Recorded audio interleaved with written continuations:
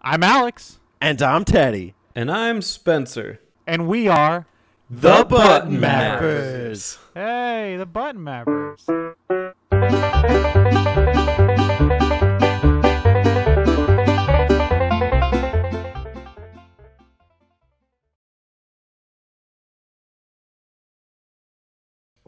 Y'all ready? Sure. Okay. Yeah. Metroid 3. Two, Metroid 2. Metroid 1.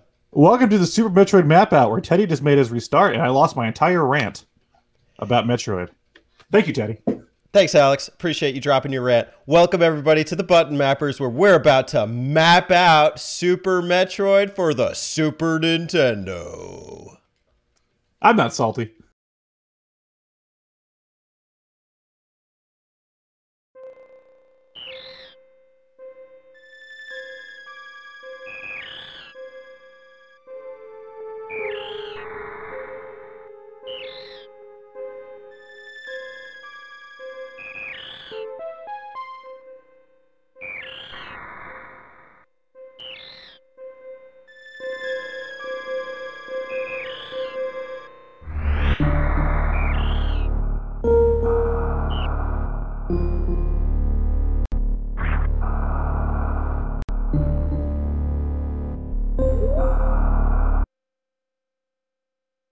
The last Metroid is in captivity.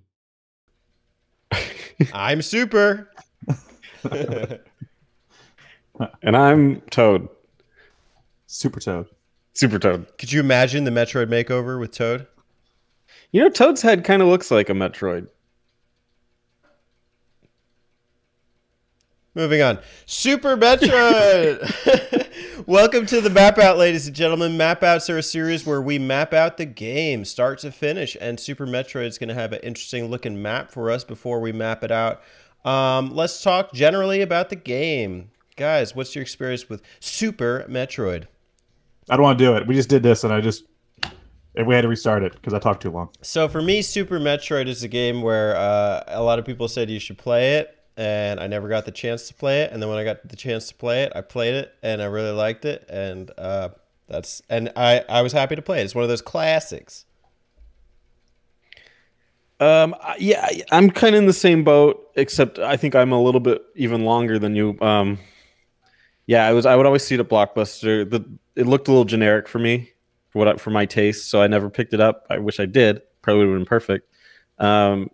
And then I played it as an adult and really, really enjoyed it. And it kind of brought me into Metroidvanias, more so because I never played Castlevania. So this is way more into it than I would like. So, yep, love it. Yeah, I like Metroid. So, Super Metroid. Woohoo! I'm just being a dick. I can tell. I was debating doing a third restart. No!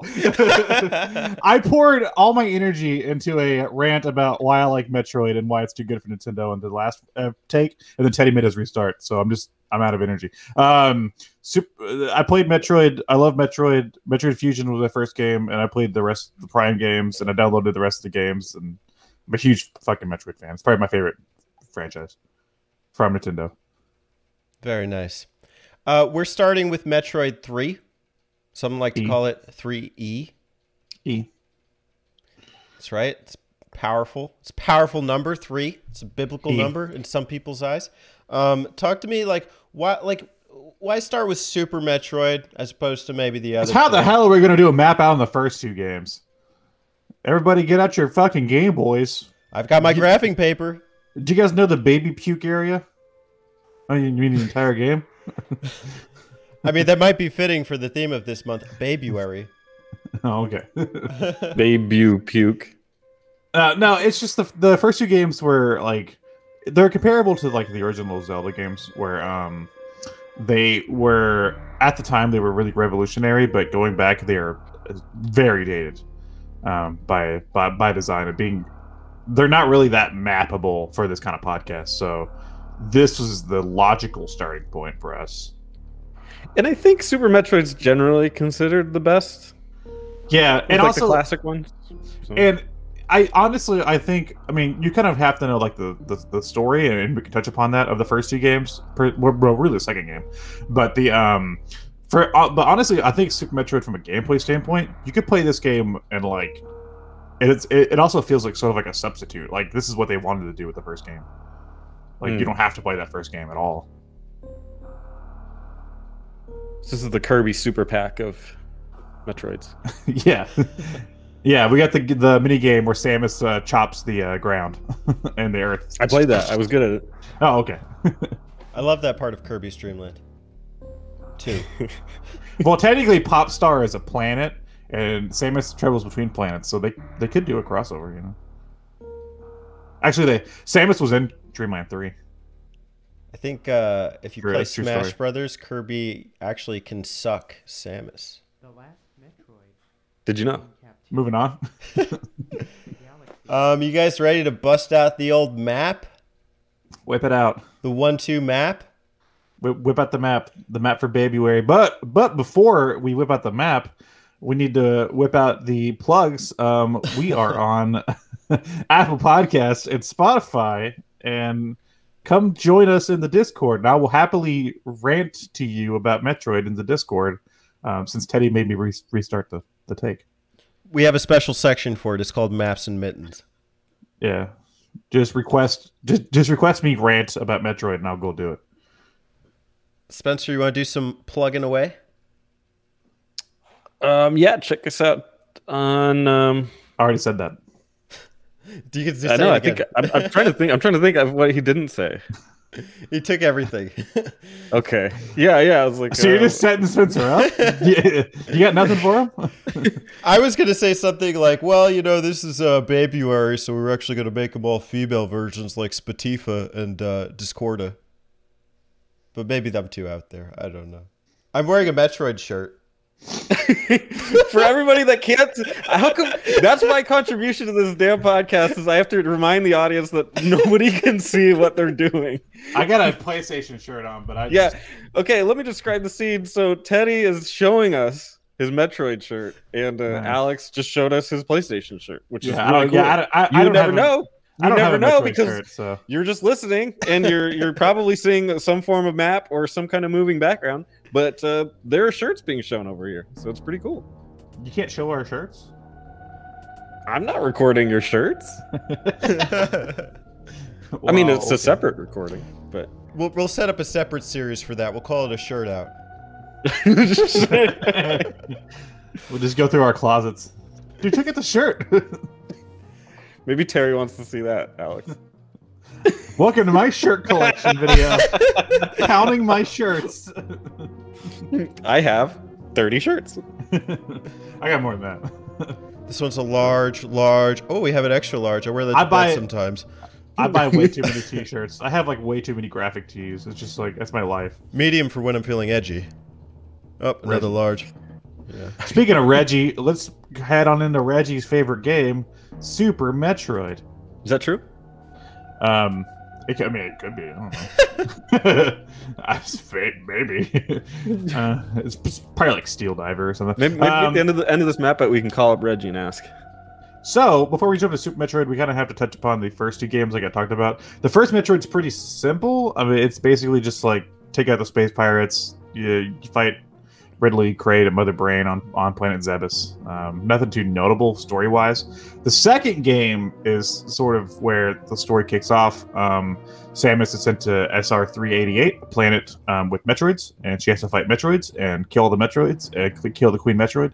And the final Metroid she finds, before she kills it, it hatches, and it thinks that she's its mama. It's like, Mama.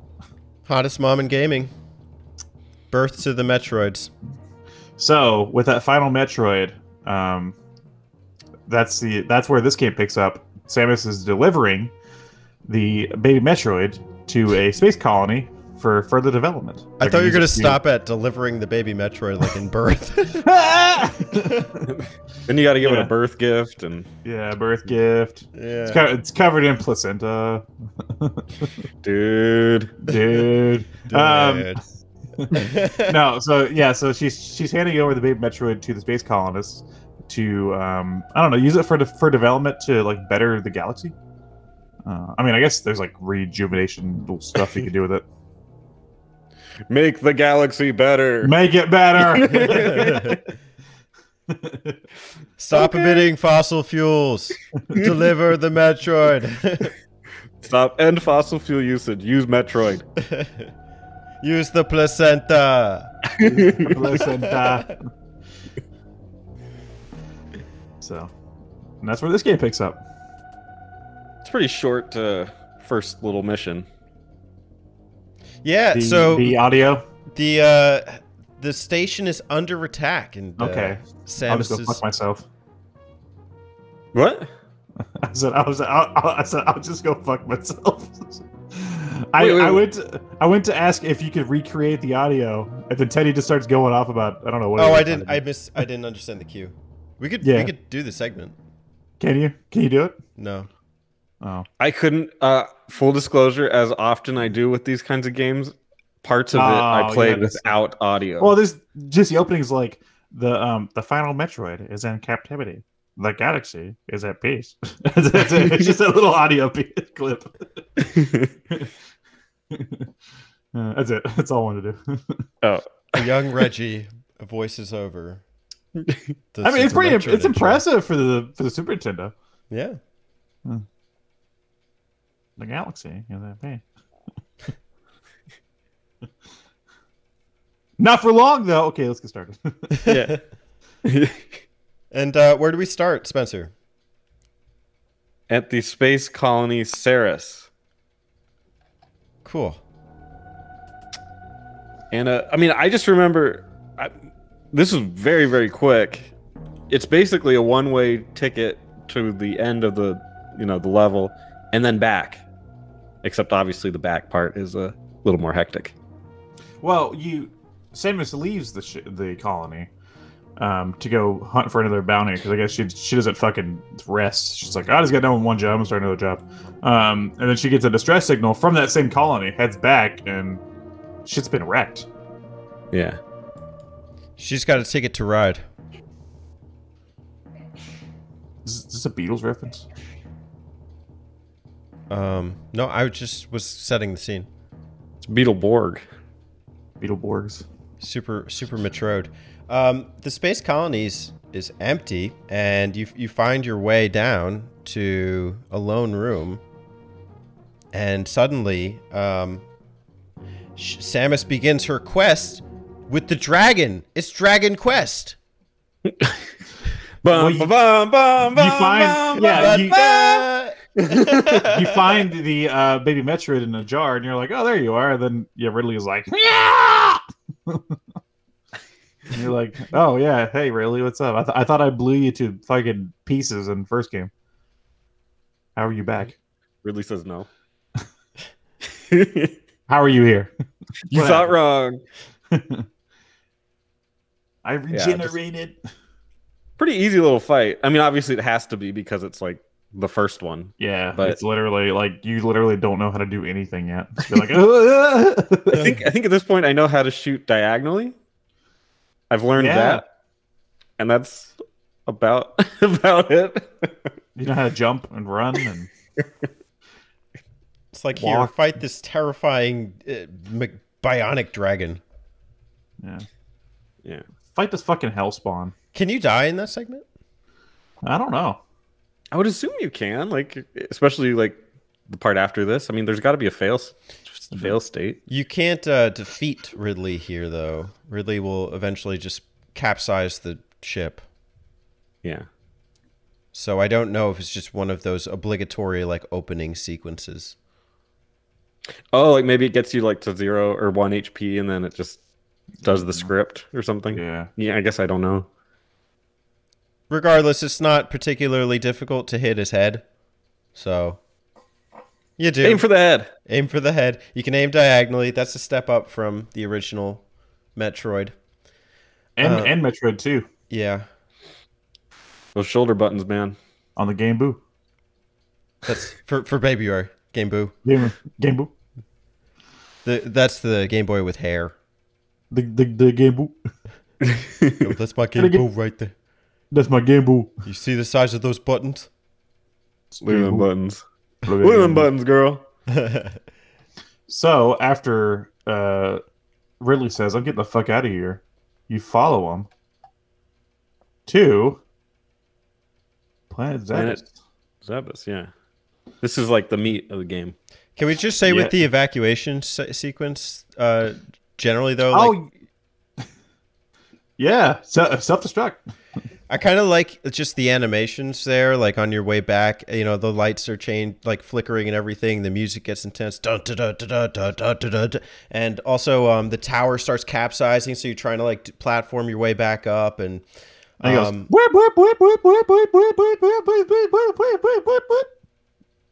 that's you leaving.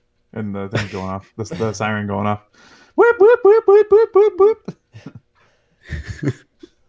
I remember. I just thought it was a pretty impressive sequence. Okay. So there we are. No, I agree. I agree. And I like the use of, and this isn't the last time we'll see it, obviously, but we'll obviously get to that. But I like how it's immediately playing with your, like doing things that I'm sure the original couldn't. And it just wants to show you like you're in for something a little bigger. Well, it sets the tone. I mean, for a Nintendo game to open with a bunch of people fucking getting murdered and then a space colony blowing up. Yeah. Definitely not Mario World. Wasn't that in Mario World? I think it was in Donut Land. They had that? Definitely. Everybody's dead. That's actually the pirate ship. I guess there's ghosts. All right, Planet Zebus. Planet Zebes. Let's go to the Zebes. Go to Zebus. So we're gonna break this up into the areas because we should probably say that at this point on, Metroid. If you haven't played a Metroid game before, it's a lot of progression through like backtracking and stuff. Like you have to go through an area, find what you can. And some areas will be closed off. You can't get to those, certain parts yet. Move forward, go to like maybe a new area, get something else you need, go back to, progress further.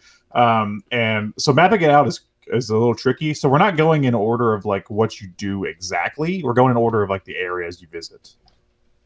Agreed. It's not going to be ideal, but I think it'll work well enough. So what's the first area on Zebes? Criteria. First area. It really meets the criteria. I love the animation of Samus coming out of her ship. I don't know. It's fucking cool. Bum, bum, bum, bum, bum. Spencer, name that reference. That's not Super Metroid? Super Metroid. You got it. How'd you know? Like it sounded kind of like the sounds that the game would make. Yeah, no, that's like when. Oh yeah, I forgot you had the sound off. That's the sound. Well, no, so I had the sound on for parts of it, and I even had it on low for most of the game. It's just we would be watching a reality show or something at the same time. So I know the bigger parts, like when you hit a goal or a milestone and it makes like or whatever that is. So I know those sounds, but it's just the deeper soundtrack, the deeper cuts. That's saddening to me because the game and the guy, I forgot his name, Yoshi whatever, which yes, they named Yoshi after him. The guy that worked mainly on Metroid has said before that the way that they created this game was that the music sort of told the stories for each environment.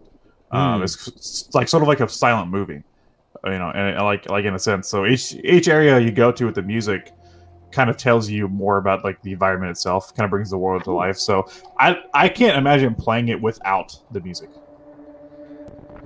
Let me tell you a story. There is one motif though that I did catch, and I don't remember where it is, but it sounded like The Thing. I don't know if you guys have seen The Thing. Yeah. It had that bump bump, and then it pauses and it goes bump bump. I don't remember which one it is, but I did catch that one. Okay. I do want to say just very quickly, I chose to play this on 3DS because I really wanted to be able to play it without distractions. I know on the Switch you could play it for free, if you quote unquote free, as long as you're paying for the online service. Oh, here goes Terry. Let's maybe dodge the bullet there. But I did really like being able to play it without distractions and also with the nice headphones on. It was a real ambient experience. And that sound effect was when the ship lands, it kind of gives you that sense of exploration adventure. You know, like this is where your adventure really begins. Okay, you had a little segment in series. That's like the prologue. Getting off the ship on Zebus, like this is the Super Metroid. So. Yeah, this is the beginning of the game. How did you play it, Alex? On the Switch. So did I. Did you have a problem with the select button?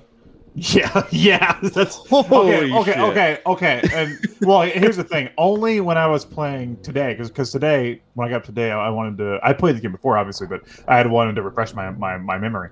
So I had a little bit left today to play, and I was playing handheld, and my God, it's bad. The rest of the time I was playing, I played with a Pro controller.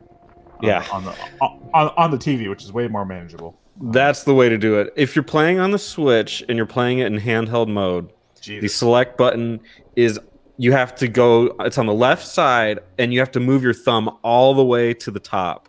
Yeah. So anytime you're trying to switch weapons, you basically have to stop what you're doing just to do that. It's really bad. And it's in an awful spot too, like right there by the Joy-Con, by the stick.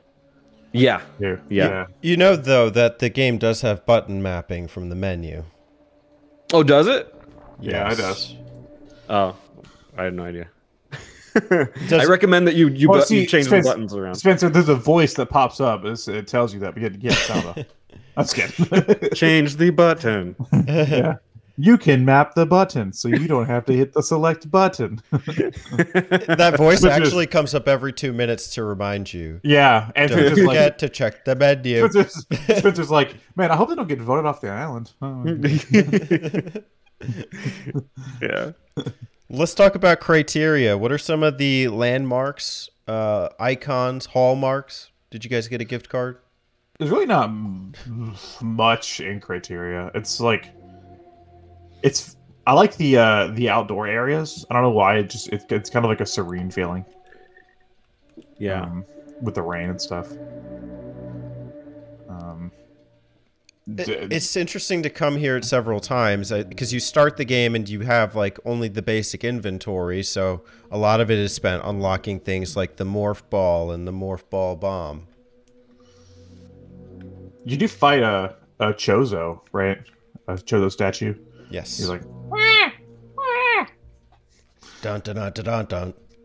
Which I love. I love whenever you find like the Chozo artifacts, statues, or like anything like that, because that's like that's one of my favorite things about Metroid is the continuity, and and the continuity. I mean, she was given the whatever you call her fucking suit, but from the Chozo and stuff. So okay, can you explain the Chozo for the audience and also me, who doesn't really know the history of it? I'm not going to explain because I forget like what the Chozo are exactly, but basically, Samus grew up with your parents and I forget if they're in the Federation or whatever. And Federation Force?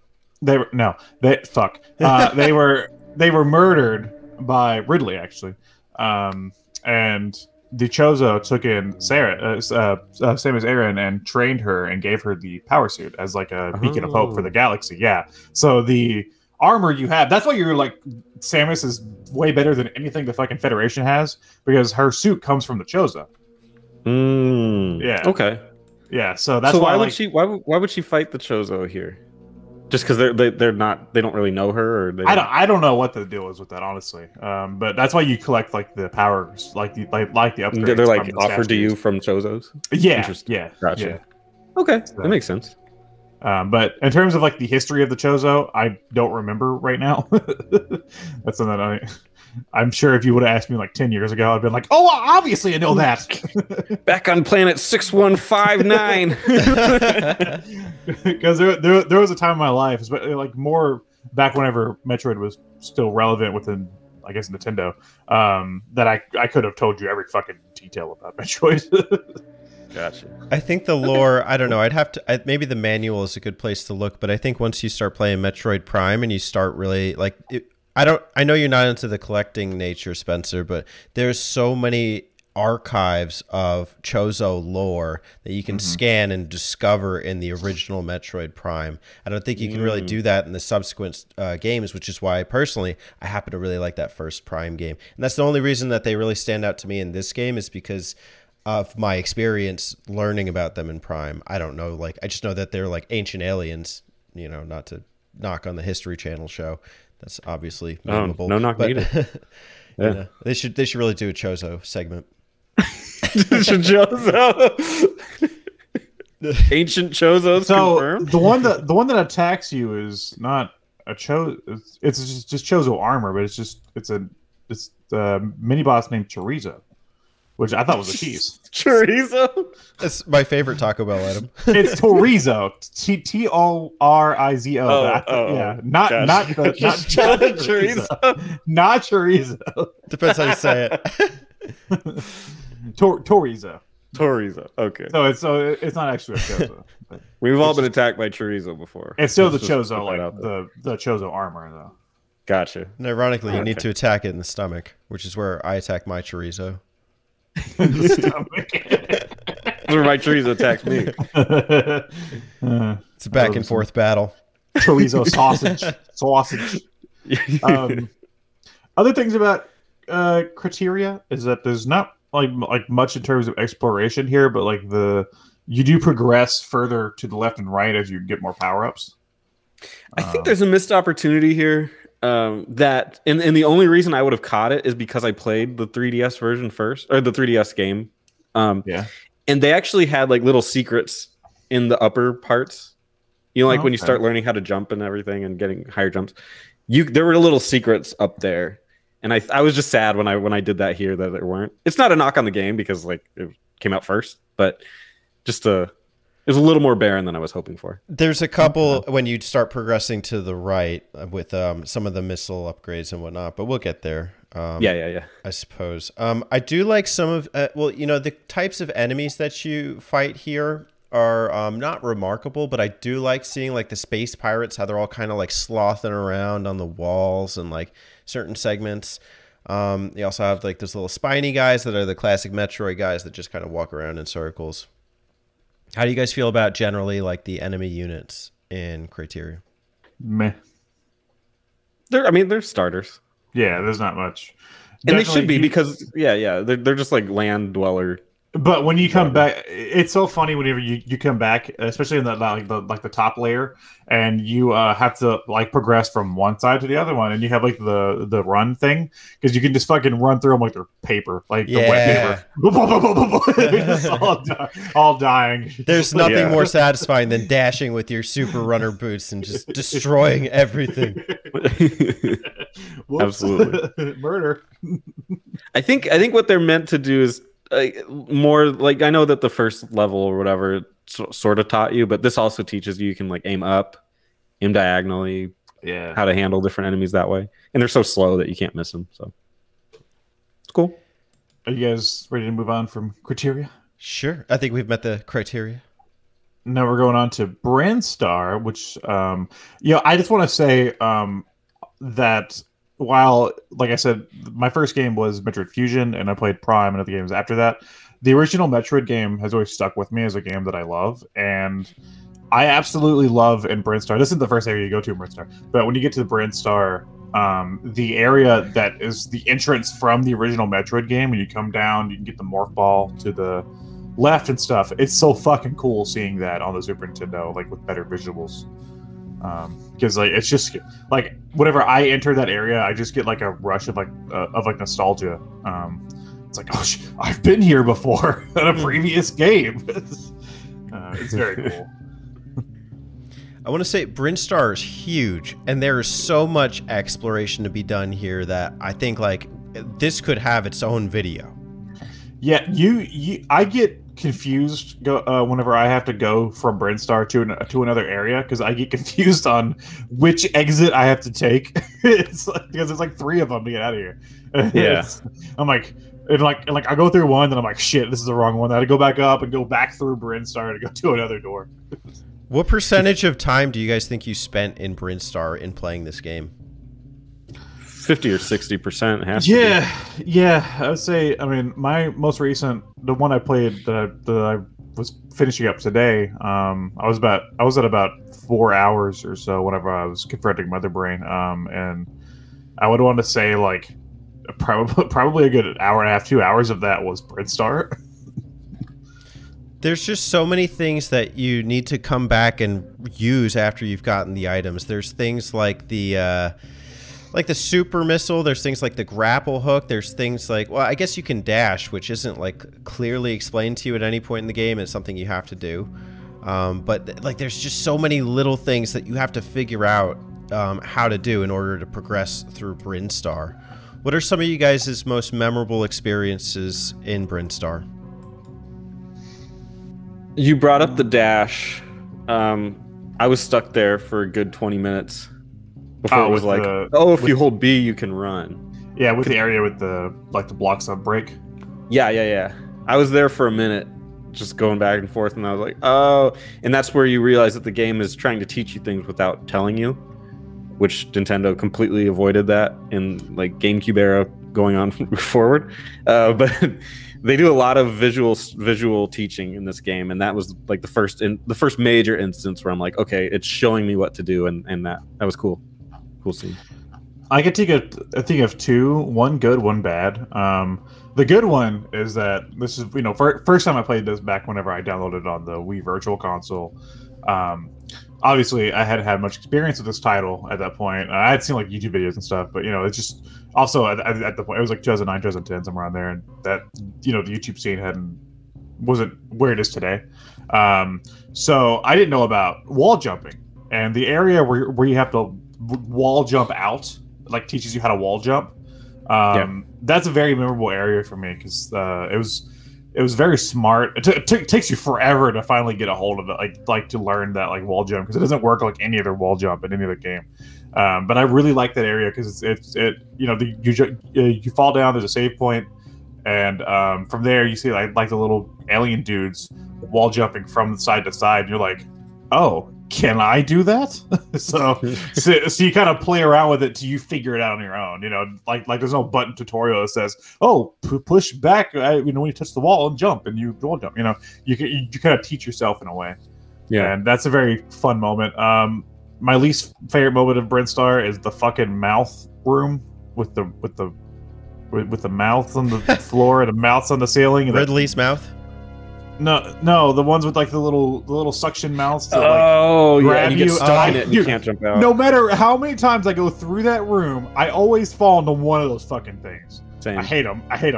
I'm just like, God. I learned that the trick was to just like hit A and then let go as quick as you could. But I'd still, or whatever the jump button is, but I would still always hit one. Yeah, no matter what. Damn it. One of the best tricks for that is to use the ice beam to freeze the little guys that come like rise from the pipes, and then just walk on them. Yeah. Not perfect though. You're still gonna end up hitting some of those Venus flytraps. I know exactly what you're talking about with the aliens thing and how that's so cool, because it's just so different from like other games where it's just like you explore and you just kill everything. No, these are like sentient beings on the planet. And there's one other instance where it's like you're running across the hall and then you accidentally cave in the floor. And then there's this little bird that pops up, like this peacock looking guy. And he teaches you how to do, like, you use the run capability and you push down and then you can spring up. And it's the first time I saw that, my mind was blown. And then I completely forgot how to do it for the rest of the game. But it's the Shine Spark. Yeah, that's what the move's called. Very cool moment. A lot of parts here where I just naturally got stuck, and even like looking at images of this stuff, it just kind of brings back memories of the first time playing it. There's like a block in the ceiling in one room which is perfectly camouflaged, and I remember not knowing to look for it for the longest time. This time playing it, I knew it was there, so not a big issue. But and then the thing about the running and just so many moments in Brinstar that playing for the first time are just kind of difficult to figure out, and it can feel frustrating, like you're getting stuck. When in doubt, bomb and blast everything. everything. There's two, I guess you would call them boss units here. Either you guys want to walk us through them? The first is which one are we talking about first? Hold on. The first one's like the plant thing.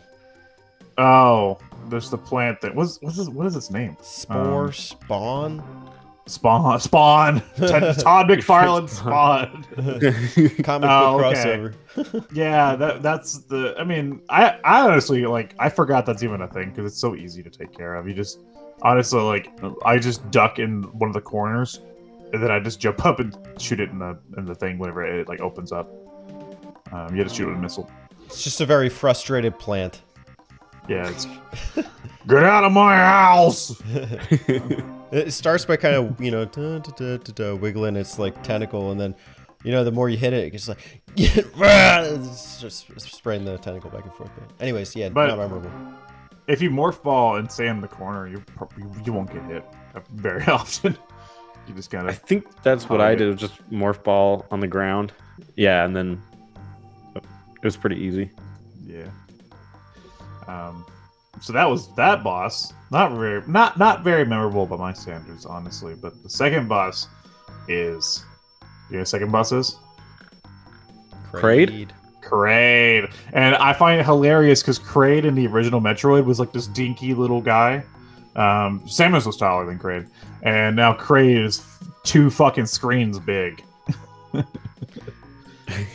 Jesus. That was such a cool moment fighting Kraid for the first time because you enter the room and first off the door is scary. The door is like solidified and like a giant eyeball popping out and you're like, what is this? Like normally I just hit these things, but you have to use the super missile to open the door, and then when you open the door everything's dark and it's quiet. And then all of a sudden Kraid just splurges out of the bottom of the ground and everything comes like collapsing, and suddenly the room is much bigger. Yeah, it's very impressive that the scale of this boss fight's awesome. Even to get there, I think like there's an elevator down to the next area, which you're not supposed to take. You're supposed to like break the wall to the side to get to Kraid. Yeah, and that's like one of my favorite things about Metroid, this one, the original, is that you have to pay attention to everything. To literally everything. And honestly, if you see something and you think, oh, I could probably like maybe go in there, you can like try it. Like it's probably an area you can go into. That's the key to Metroid really is to get, or like Super Metroid is to get the map. Because once you get the map of the area, you're like, oh, there's a room on the other side of this wall.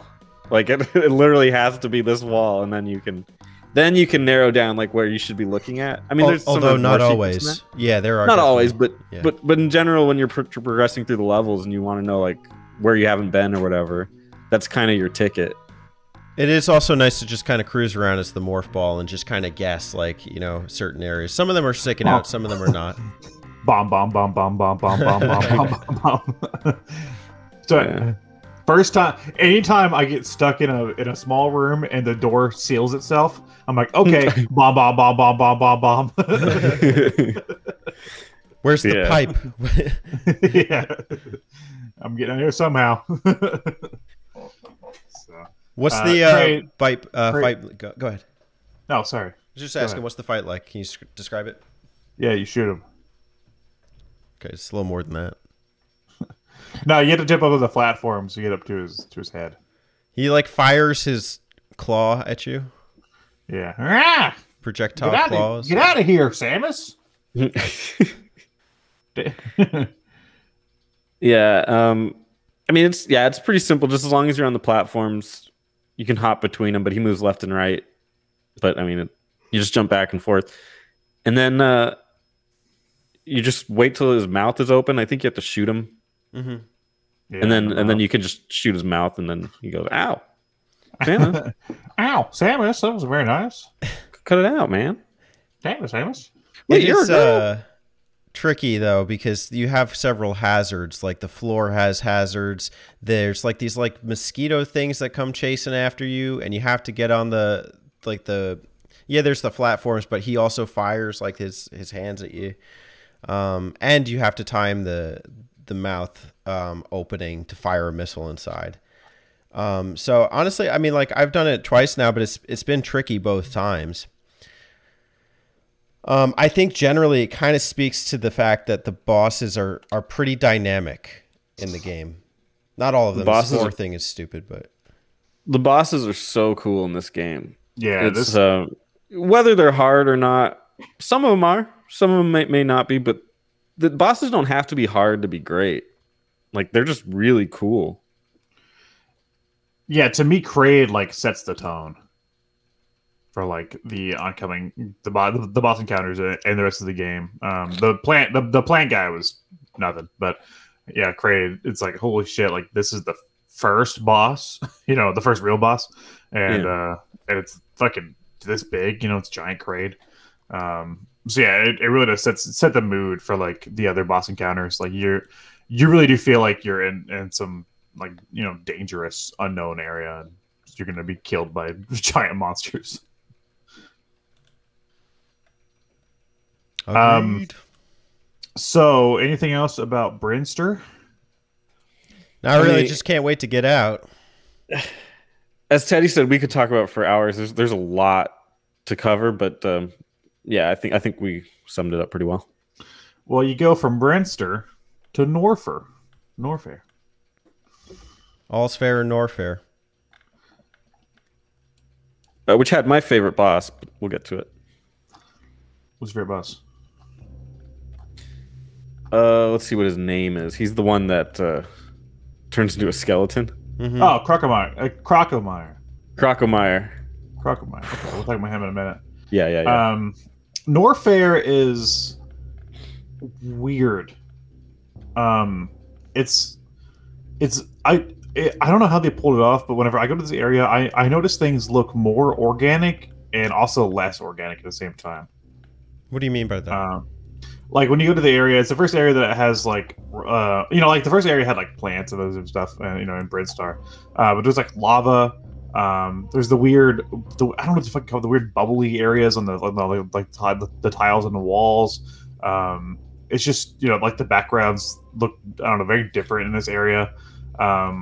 It feels like I'm on like in some sort of alien planet, like unlike Brinstar, which Brinstar had like grass and other things like that, like more plant elements that I could identify with. This feels more otherworldly to me. So it feels very natural, while at the same time having more of the technological side being shown with the like the different the spikes, and you start to see like the grapple spots, and you start seeing like stuff like that. You're like, okay, there's a little more going on here. I think it is a mostly kind of subterranean volcanic type of stage, though. But you're right. There is definitely like some areas where it's like that kind of like hidden laboratory area. Yeah, it's like a weird fusion of the two. Like I said, it feels more organic and less organic at the same time. I don't know how they managed to do that. Mm-hmm. Well, it's like they had a different civilization that lived in both places. Yeah, like Brinstar had its own civilization clearly, and this one had a different one, obviously more focused around mining and more focused. I mean, you can see some of the decorations here are very ornate. Like you can see that the way that they're designed, they have like little heads poking out, almost like gargoyles. Like there's a lot of cool details like etched in the design of the levels. Mm-hmm. There's also that kind of sense of perpetual hazard. You need the Varia suit, like, because this is all like a lot of lava. Even from the second you come in, like you might enter a room and it's like, oh shit, I gotta head back out because like my health's depleting. And I don't know if the exploration is as intense, or maybe not intense. That's not the right word, but you don't do as much exploration here as you would in Brinstar. But the ones that you do have are pretty memorable. Take that, other M. Samus can equip the various suit whenever the fuck she wants. Can you guys do an impression of the song? I know Spencer can't, but which one's the song for this one? Is it the dum dum dum da da da da da da da da da da. Oh, okay. Da da da da da da da da da. No. All right, Spencer, your turn. I was thinking of the other one.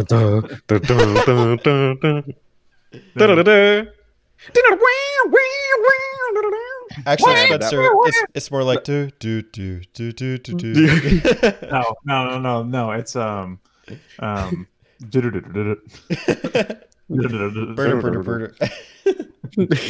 No, I was thinking, dude. Anytime I think Super Metroid music, I know it's not this area, but I get the one fucking song that goes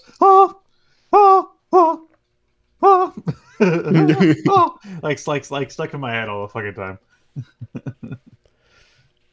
Well, Spencer was alluding to it before. There's actually two bosses here. And the first one is one of his favorites. So Spencer, why don't you do the honors and introduce Crocomeyer? Crocomeyer was at the time towards the bottom of the Norfair map, and you push him onto a ledge. He's like this red, not as big as the other one we just talked about, but still imposing. And you push him onto like this platform, and then he falls through. And it is the most horror-focused enemy I think in the entire game. And it's so impressive they can do this without dialogue or any of that crap. They're just able to show you that he died and then came back as a skeleton and tries to attack you from behind when you think it's over. They fall apart. He's like, dude, I freaking jumped onto my feet when I played that and was like, hell yeah, that is so freaking cool that they're doing this in the Super Nintendo era. Like, it is so beyond its time. It just blew my mind. There's nothing like playing that segment for the first time. And even just from entering the room, you're entering by dropping into it. Yeah. And you drop in there, and then suddenly you're in a one-to-one kind of like a boxing match where you got to ring out the opponent, and it's this chubby-looking pterodactyl alien dude. Yeah. And, he's got the arm thing, too, like he's raking with his arms.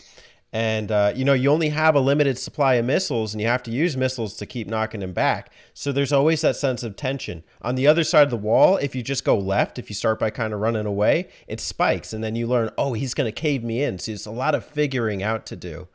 And then, of course, there is that moment where he jumps out as a skeleton, and it's like, oh my God, am I going to have to fight again? Yeah, the boss fight itself isn't hard, but it's just that like tense moment of like when you first, especially the first time you play, when you drop in and you have to piece it all together. It's just like, it's like you kind of feel like you're running out of air, and you're like, shit, I have to hurry,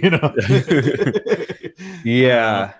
So yeah, it's a very tense moment. But honestly, he's not that hard though. Well, this game does a really good job of providing bosses that subvert your expectations. What I mean by that is in a lot of games like this, especially at the time, the way to beat a boss is a tank and spank, where they have a lot of HP and you just shoot it until it dies. And you just keep going until, and if you can survive, and hopefully it does it. In this game, there's a couple boss fights where the point is to outsmart your opponent or outmuscle it, but not necessarily through HP, but through level design and through weapon design. And this is a perfect example of it. You could shoot it till the cows come home and it's not going to die. The point is you're having almost like a arm wrestling match. And you have to outsmart it because it's bigger than you. And then, of course, you do. Well, that was the thing when I first started playing this game, is that I treated the bosses, the first time I played it, I treated the bosses like I was playing like Mega Man or something. And I was just trying to drain their health, and that does not get you anywhere. Playing with that mindset is not going to get you far. Yeah. You like you said, you have to try to outsmart the bosses, which is cool because it really makes you feel like you're in the role of Samus. She's being an intergalactic bounty hunter. That's part of the job. Yeah. So Very creative, and I love like kind of all these stories told. You do get the grapple hook, which you use to like pretty much explore the whole rest of the game in previous parts that were previously inaccessible, which we'll get to in a bit. But there is a little bit more to Norfair. This is a little out of order because you wouldn't play this right away.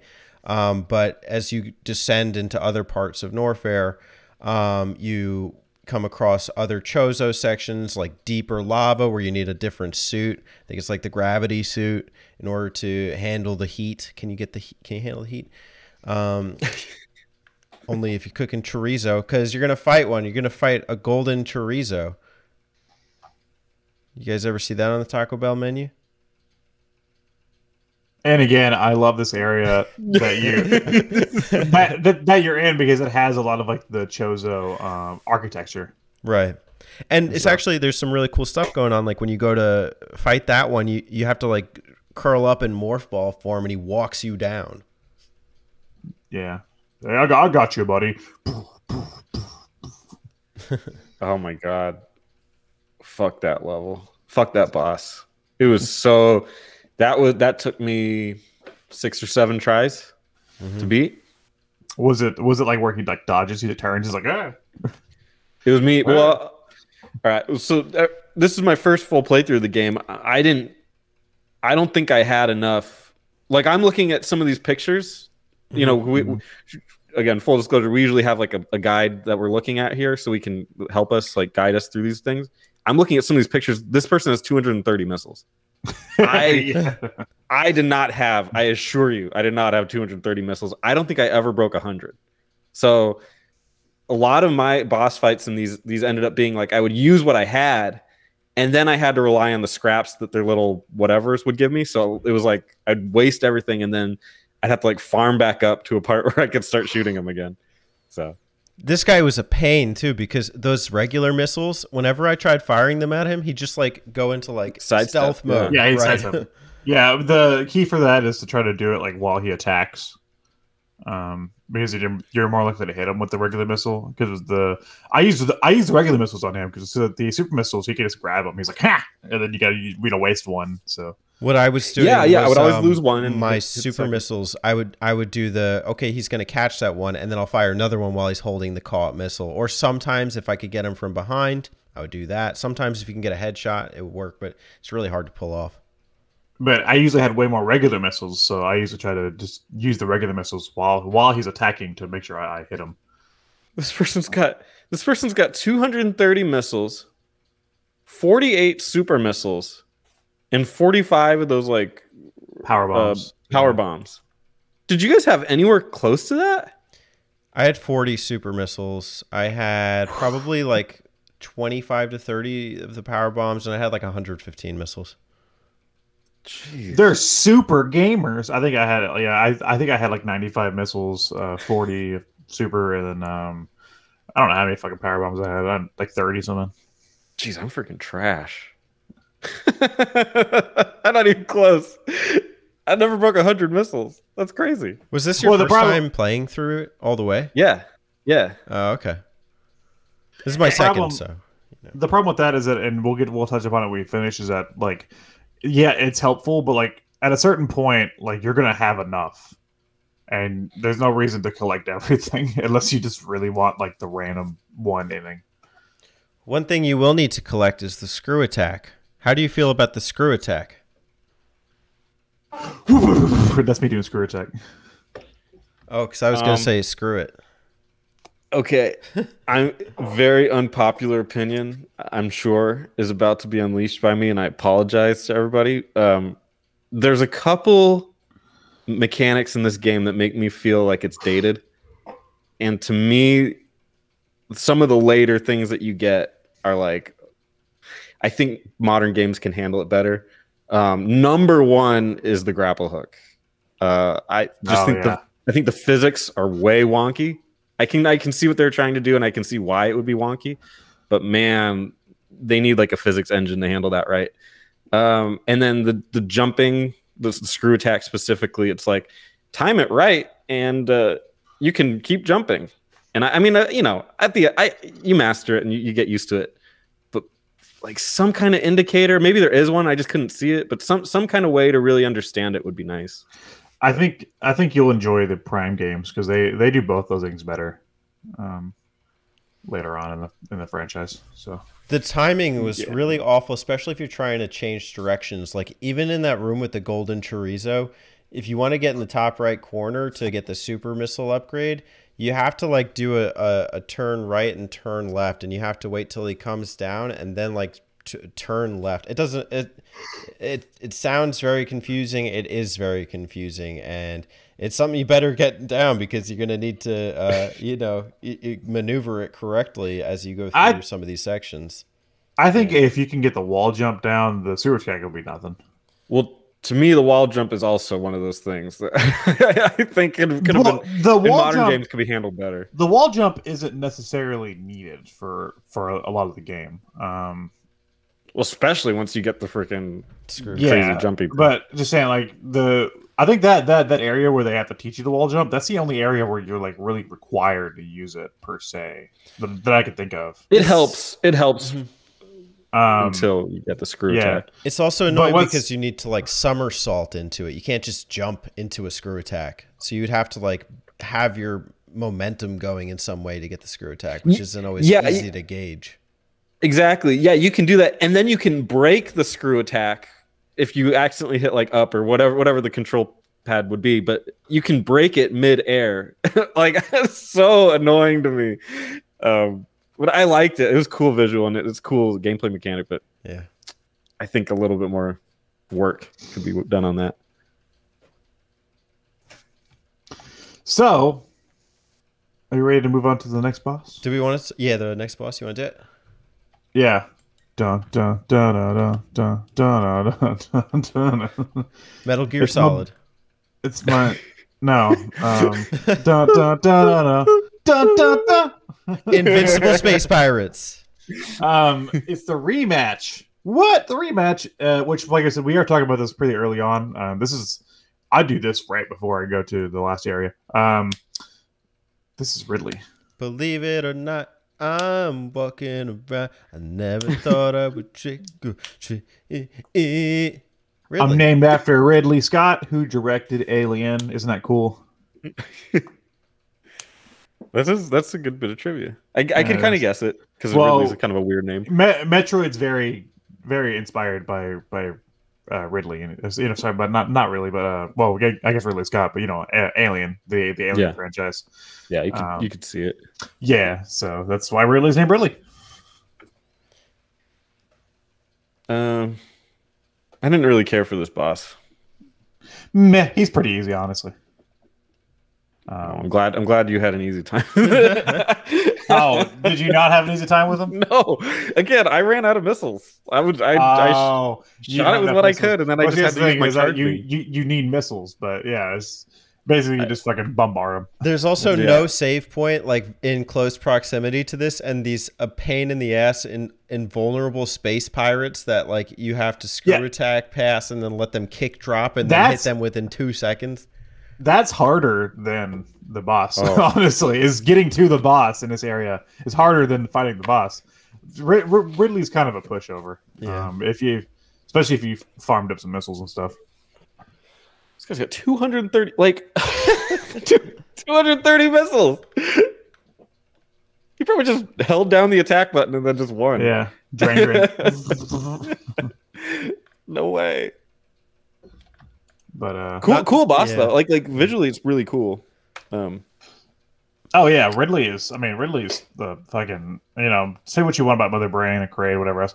Ridley is like the boss. Is like the Metroid enemy that you think of. I mean, he killed her parents and stuff. So I agree, but I think at this point when you fight him, it's just he's like the second to last boss or so. He's just kind of like not as unique, I think, as the other bosses that you fought. No, they've done the Ridley boss better in future games. So is there a reason? And I'm talking about lore again, so I apologize. But is there a reason why they're all like dragons? Like what the dragon focus is here? Oh, I have no idea. Oh, okay. I was I find it interesting because everything about it is so like different than games back then. Yeah. except for the fact that you're fighting dragons. I know that could have just been one of the, the element of, the fantasy element. Like somebody in the back was like, "Put dragons in it." Like, Dragons, this really space, cool space dragons. like we're in space with other space dragons And dinosaurs and pterodactyls that have chubby guts. I mean, we'll touch upon it. There are some other bosses that aren't. Oh, there's yeah. two Yeah. that aren't dragons. But yeah, and like I said, they've done the Ridley boss better. Like I could think of Zero Mission, which is this is the first game, but you fight Ridley normally, and then whenever you're leaving to go to your ship after the self-destruct, Ridley returns and is like in like a mecha Ridley form, sort of. He's like half Ridley with like mecha parts and stuff, and you fight him again to get to your ship, and it's a very tense moment and stuff. And he's bigger, his sprite's better animated. I think my problem with this Ridley sprite is that he just looks like he's like crouching to poop most of the time. He does look like that. yeah. If they could have like animated him like with like more attacks and stuff, because like Ridley's a scary dude, especially in like the later games. Ridley is a pretty scary guy. But the problem with this Ridley is that he looks like he's just like a chihuahua that you're like, bad, why did you pee on the sofa? He's just trying to shit on you. Yeah. Isn't it kind of ironic? Because like all the other, isn't it ironic? Isn't it on the other bosses? They would all like tell a story when you fought them. Yeah. And this one has the most story behind it. Like it's a rematch with Ridley. Yeah, bro. Yeah. Ridley and there's like, you just shoot it with missiles a lot and it dies. He's the most important villain in the Metroid franchise. It just kind of, there's nothing to it. It's just like, maybe they just thought the story told itself. I don't know. Everything leading up to it is suggestive, though. Like they have like the Ridley mouth that you have to enter. They have like this kind of like crazy theming in the room with the invulnerable space pirates. There's like TVs on the wall. Like what's going on down here? Maybe Ridley was manufactured in a laboratory or something. Also, the fact that he even flew back here from colony, space colony, Ceres. It's like okay, cool. Like he chased me down. It's funny you've caught on to that, Teddy. Because especially in other games like Other M, you actually see like that aspect of Ridley too, of like him being manufactured and grown, like how like the birthing process is for him. That's really interesting that you picked up on that. Mm-hmm. Some might call it a birth gift. Can you give like a quick? Do you know the quick history of that? Not this version of Ridley. There's different versions of Ridley. The one I was talking about was from the Other M, which is okay. I don't want. Is Other M not Other canonical? M, so it is. It takes place right after Super Metroid. Oh, interesting. It's not particularly good in terms of the storytelling, but but the gameplay is fun. So I'm kind of like half torn on that game. But in that game, you actually get to see Ridley. Because I doubt we're ever going to map out that game. You actually get to see Ridley. Yeah, you actually get to see Ridley. Like the first thing you see is like you're like in this. The whole game takes place in like this big space station, and there's like these biomes and stuff you can go into. And there's a little, I don't know, it looks like a Furby almost. It's like a little dude, and you're like, oh, that guy's cute. And then later on, that guy sheds its skin and becomes like this weird looking lizard. And then later on, that lizard becomes Ridley, and you're like, "Holy shit! That little Furby was Ridley! Like, what the fuck?" So, like, they do explore that aspect of like Ridley being grown in a lab and stuff later on. So, I don't know. I just found it fascinating that like Teddy caught onto that in this game. Whew. I would never have got that. That's crazy.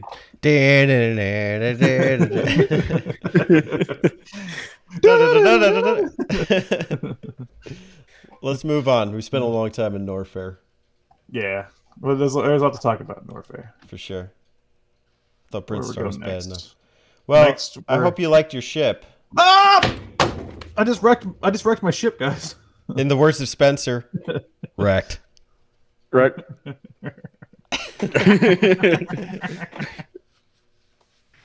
If I could describe this ship in one word.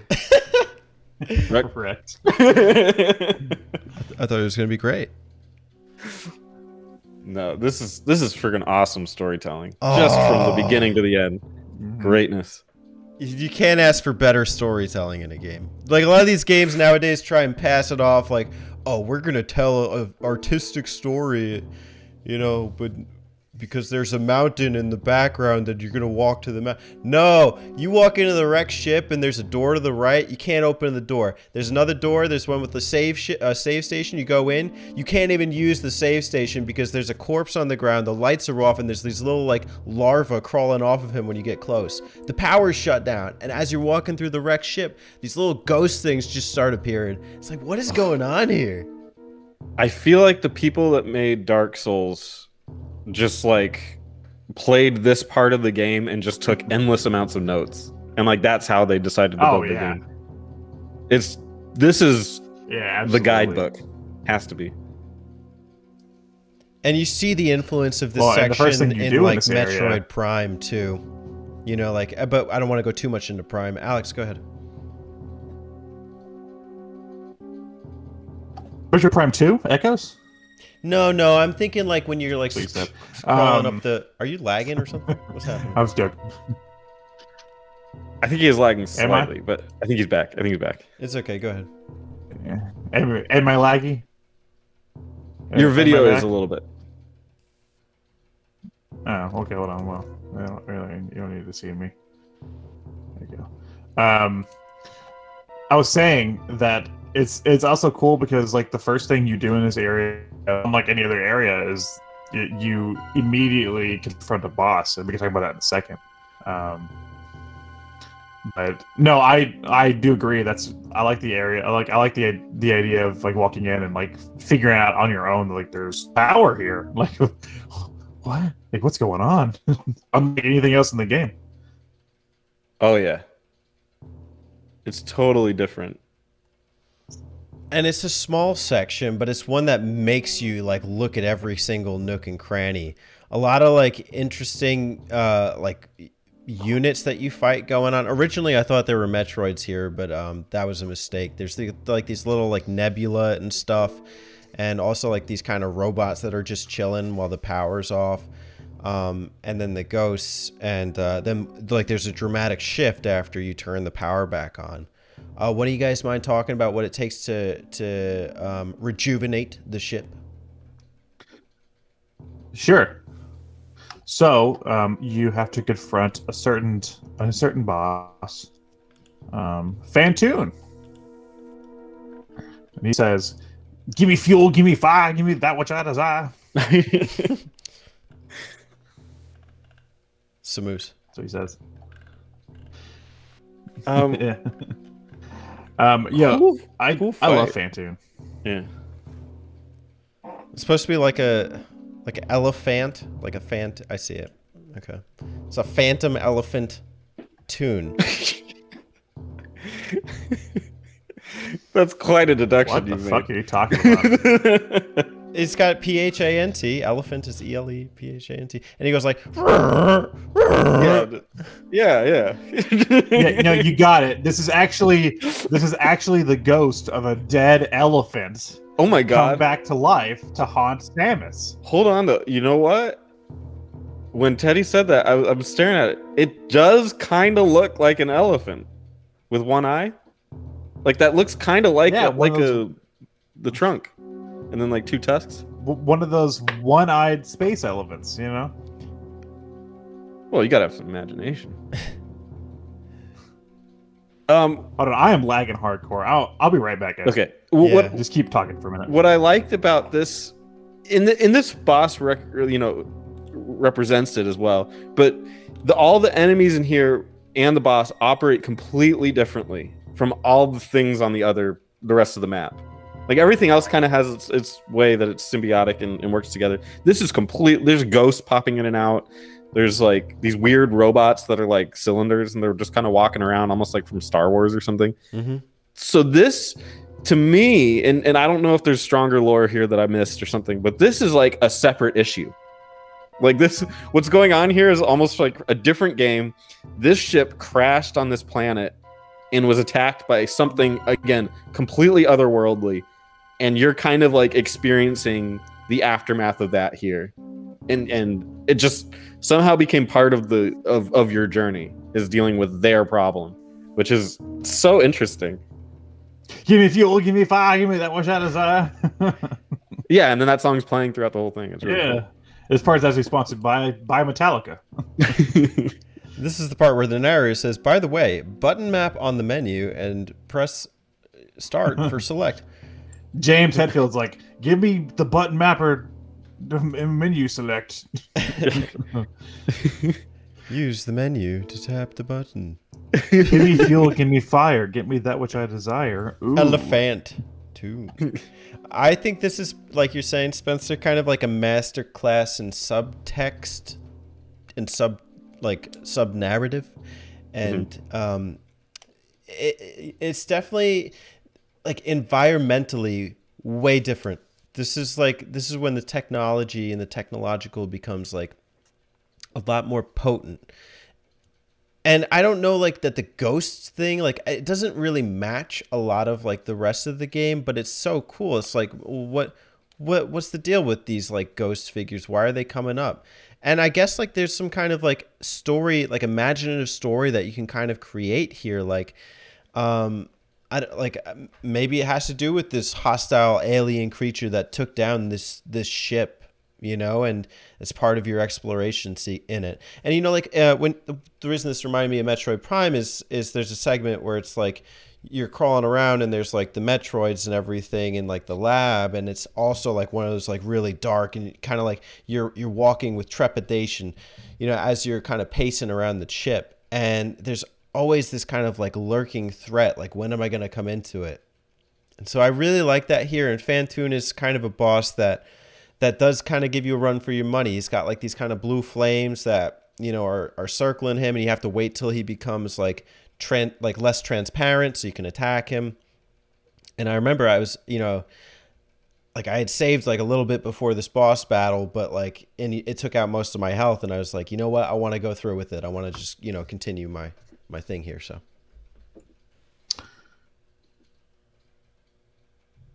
yeah. No, I'm just kidding. It's like all I had to say. Yeah. No, I also agree. I love the idea of like you being able to create your own story for this area. I'm not sure if they ever actually explained like what's going on here with Phantoon and the wrecked ship and stuff. But he's a creepy dude, so I'll shoot him in the eye. I think it's better that they don't. Exactly. I love it. Yeah. It lets your brain run wild. Yeah. I like it. Very cool. I like it whenever stories leave things up to interpretation and don't treat you like you're stupid. Metal Gear Solid 4, I'm talking to you. Agree with all that, including the Metal Gear Solid 4 stuff. I have one word for that. Wrecked. There's really not much to say about the wrecked ship. That, you know, it's kind of small, but it's a very substantive section. Mm-hmm. Also, you get this is where it connects to the outdoor area in Criteria, so there's kind of some like cool elements there as far as your exploration goes. Yeah. We can't. We have to talk about the robots, the little gonk droids. They're unique. I love them because you see them before you wake up Phantoon and fight him and stuff. They're like just kind of sitting there inactive, and then after you kill them, they're like they're just walking around. I don't know. They're very cute. Well, and they represent something that Teddy touched on earlier, and I want to kind of bring it up. How many games at the time of Super Metroid were there where they would animate and create characters that would walk around on screen that were not enemies? Yeah, they just had nothing to do with anything. They're just flavor. They're part of the world. Yeah. Even now. Yeah, even now. What really Mario game? I guess on the overworld you can go talk to Toad. But even they like serve a purpose usually in some. I mean. Yeah. Mario, don't forget you can save your game. Mario, over there's the next level. Hey, Samus, I polished the chute for you. Samus, don't forget to use your charge beam. Dude, that would be the Mario way of using these characters. Absolutely, yeah. Just have them like teach you something, but no, they don't teach you anything. They don't do anything to you. You just made me think of you just made me think of Luigi's Mansion. And the only other non-enemy character you see in Luigi's Mansion, the first one at least, is fucking Toad. And Toad's like, I can save your game. It's like, like they could have made the world feel more alive if they added other things like this. And this game was in fucking 94 and did it way ahead of its time. There's only one part about the wreck ship I'm not a fan of, and it's in the topmost portion, and it's after the power's back on, the doors are locked unless you destroy every enemy, and there's like 5 nebula walking around and like 4 of like the flying insects. And it's just, if you're exploring, you have to keep doing that over and over and take out like 9 of these guys. It just kind of hinders the experience. It's not a game breaker, but it's a little video gamey, huh? Do you like the Chozo statue that like carries you to the gravity suit? He's like, fucking okay, fine, whatever. It was unique because it was the first time that happened, and it walks you across the spikes, and it's like, oh no, don't walk me into the spikes, but you're good. I like it, but it kind of muddies the idea that it's completely foreign, because it's like it's completely weird and foreign, except for the fact that there's also a Chozo here, which maybe it walked in there. Maybe it walked in there somehow, and it got lost. I don't know. Yeah, that does raise the question of why there's a Chozo statue in there. Maybe that adds to the lore. I'm sure somebody's dug this all up and has a cool explanation. Probably there's probably like a whole YouTube channel, a whole YouTube channel based on like Metroid lore, and I would totally watch it. That would be very interesting. It was probably like looking for the chorizo. I mean, there could be some hidden in the refrigerator. Gotta get some sausage. Trying to cook burritos tonight. But you get the gravity suit, and the gravity suit is my favorite color scheme for Samus. Anytime I'm playing like Smash or something and I change my colors, I always use the gravity suit colors. Da, da, da, da, da. Well, and it really helps out in the next place you go, right? Which is... I'm on the road to Meridian City. On the road. Meridian City. I fucking hate this place the first time you get there. I love breaking the glass tube. That's such a fucking cool moment, dude. Did you guys know how to do that on your own? Do you remember? Okay. No. First time I played this, I did not know how to do that. I didn't know that was a thing. Again, it just looked like part of the environment. I didn't know that was destructible. This is where I stopped playing the last time I tried to play this game. Yeah. And I knew to break that. So I was like walking through it and I was like, wait a minute. Hold on. I'm getting deja vu. I know there's more to this part that meets the eye. And then when I got the bomb thing, I figured out. I was like, cool. Yeah. Really, really cool scene breaking that glass. Because it just seems like part of the scenery for the first half of the game. Who would think to blow it up? There is like a comparable tube, and the thing about it is there's like 2 tube sections back to back, so it is kind of like it should make you question like why. I just don't remember when I did it back in the day. I don't think I figured that out on my own. But still, like to be able to access a whole new world from that, it's just iconic. And it's like the first time you're able to do that before you can get to the wrecked ship, because you have the super bomb before you have the grapple hook. But when you're in the water and you're exploring without the gravity suit, you just move at a snail's pace. Yeah. And you can't really do much. I actually got stuck there for a little bit because I couldn't figure out how to get back, and you can't go anywhere except for like right. But there's a hole in the ground, obviously. Basically, that's a nutshell. If you get lost in Super Metroid, just find the hole. Yes, somewhere. Yeah, find the hole. That's my key for life. Did you guys find Mama Turtle? Mama Turtle? Yeah. Oh no, I don't think I saw this. Yeah, it's a room you don't have to go into. You just get some stuff. There was one area that was completely blue on my map, and I just didn't know how to get there. Mama Turtle it's just like I said, you just get a few like missiles and like E-tank and stuff, but it's fun because you get to like hop on her. Like, well, first you try to shoot her kids, and she's like, "What the fuck?" And she gets mad and so like spins at you. And if you hop on her shell, she like boosts you up, and you can get up higher and stuff. It's a cool little area. Again, they didn't need to add that. That's just like a little piece of the environment. Just wildlife. How do you guys feel about Meridia in general? I like it. I feel like it's similar to Brinstar for me, where it has like the underwater elements and stuff that make it feel more natural, and then you get later on you get to see like the more laboratory sections. You get to see the Mocktroids, which are fake Metroids, which are really cool. Yeah, it gets better when you're like at the end part of dealing with Meridia. I think at first it's a little slow, which maybe works to its advantage because it kind of everything seems like a horror movie in this game, and I think it works to its advantage for Meridia because you're just like, oh, it's there's some dangerous water life, but nothing too crazy, and I can kind of explore and jump around, and yeah, getting to see those, I guess you call them mock droids. Yeah, they're called mock droids. That as soon as that starts happening, I think it's really cool. It's like, oh, there's something really deep and weird going on in this water. There's a lot of hindrances in terms of even just simple platforming. There's like these like sandy sections where like the sand is kind of like dripping down. You can also go through the sand. It's just very interesting in terms of exploration, because like who would think to just sink through the quicksand to get to different layers of the level. Before you get the screw attack, you're not able to access a lot of areas. And even I remember this one area where it's like this kind of like wheel looking thing that kind of is supposed to like destroy the walls to the side, but you have to break the wall before you kill that thing so it can kind of keep destroying the rest of the area.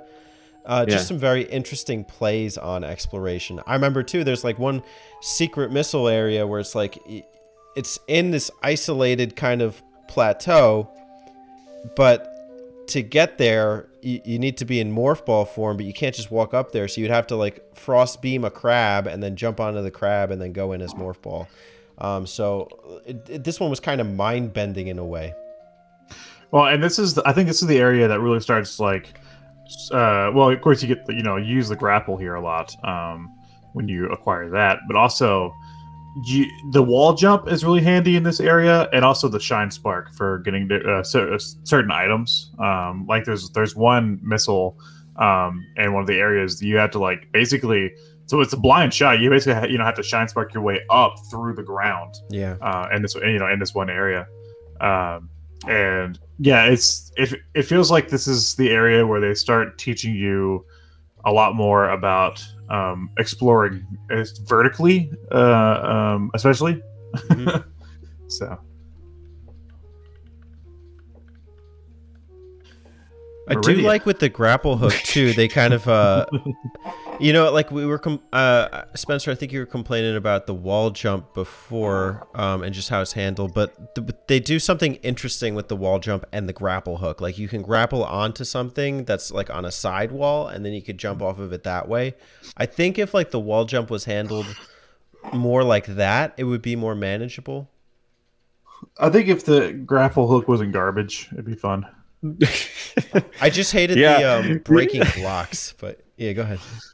You bring that up just triggered some flashbacks that I just would rather not revisit. It's such a cool idea, and I get why it doesn't work as well as they could have made it, because I don't know if any other game at this point has done something like this, but fuck, man, that grapple hook's hard to aim. Yeah. Especially if you're like timing it with a jump. Yeah, basically every time I came off of off of any jump, I held my shoulder button to aim diagonal, and I just mashed the fucking grapple button because I'm like, so that way I can grab whatever the next thing was. Because if not, I was gonna miss it, and I've missed multiple things. Swinging on the grapple hook it made me want to pull my hair out. I was so frustrated because like you swing in circles, and you would. But that's the thing is it doesn't have the right momentum. It doesn't have the right physics, and so when you swing and you let go in a diagonal, you're expecting yourself to fly in a diagonal. But nope, you just go straight up, and then maybe slightly go to the right if you're jamming it. It's like broken. I just hated it, to be honest. There's not too much memorable to like other elements of the combat in Meridia, except for a very notable end boss who's also preceded by a mid boss. What is the boss life like in the deep water caverns of Meridia? Well, the mid boss is Botwoon. Botwoon. Botwoon. It's a fun name to say. Yeah, what's up, Botwoon? Is that French? Botwoon. Botwoon. It's me, Botwoon. I could see that, like with the voice acting in a remake. Samus, get out of my cave. You have infringed on my property. This guy just pops in and out of holes. Yeah, he's pretty easy. Shoot him in the face. Shoot him in the head. Pretty unmemorable. I'm really interested to talk about the next one, though. You guys want to move on to the next one? You got anything to say about Botwoon? It's a great name. Okay. The next one is Dragon Quest. He's gross. I want to ask you guys, how did you kill him? You first. Oh, I used the grapple hook. You used the grapple hook? Me too. And I'm not going to lie, that was from a guide. After dying like 3 times to it, I'm like, I don't know what the fuck. Like, I don't what's going on here. And it's like, and I'd shot the things off prior, and I was like, why are they electric? And like, I don't understand. And it literally just kept grabbing me and killing me every time. Because I didn't have that much life. I had like maybe 5 bars. Oh, okay. Yeah, there's and I'm like, yeah, I'm just stuck. But it was genius. There's 3 methods, and the grapple's probably the best because it takes like 3 seconds. You run in, just make sure that the turrets and the walls are shot. You let them grab you, and then you grapple where the turret used to be, and the current will fry them.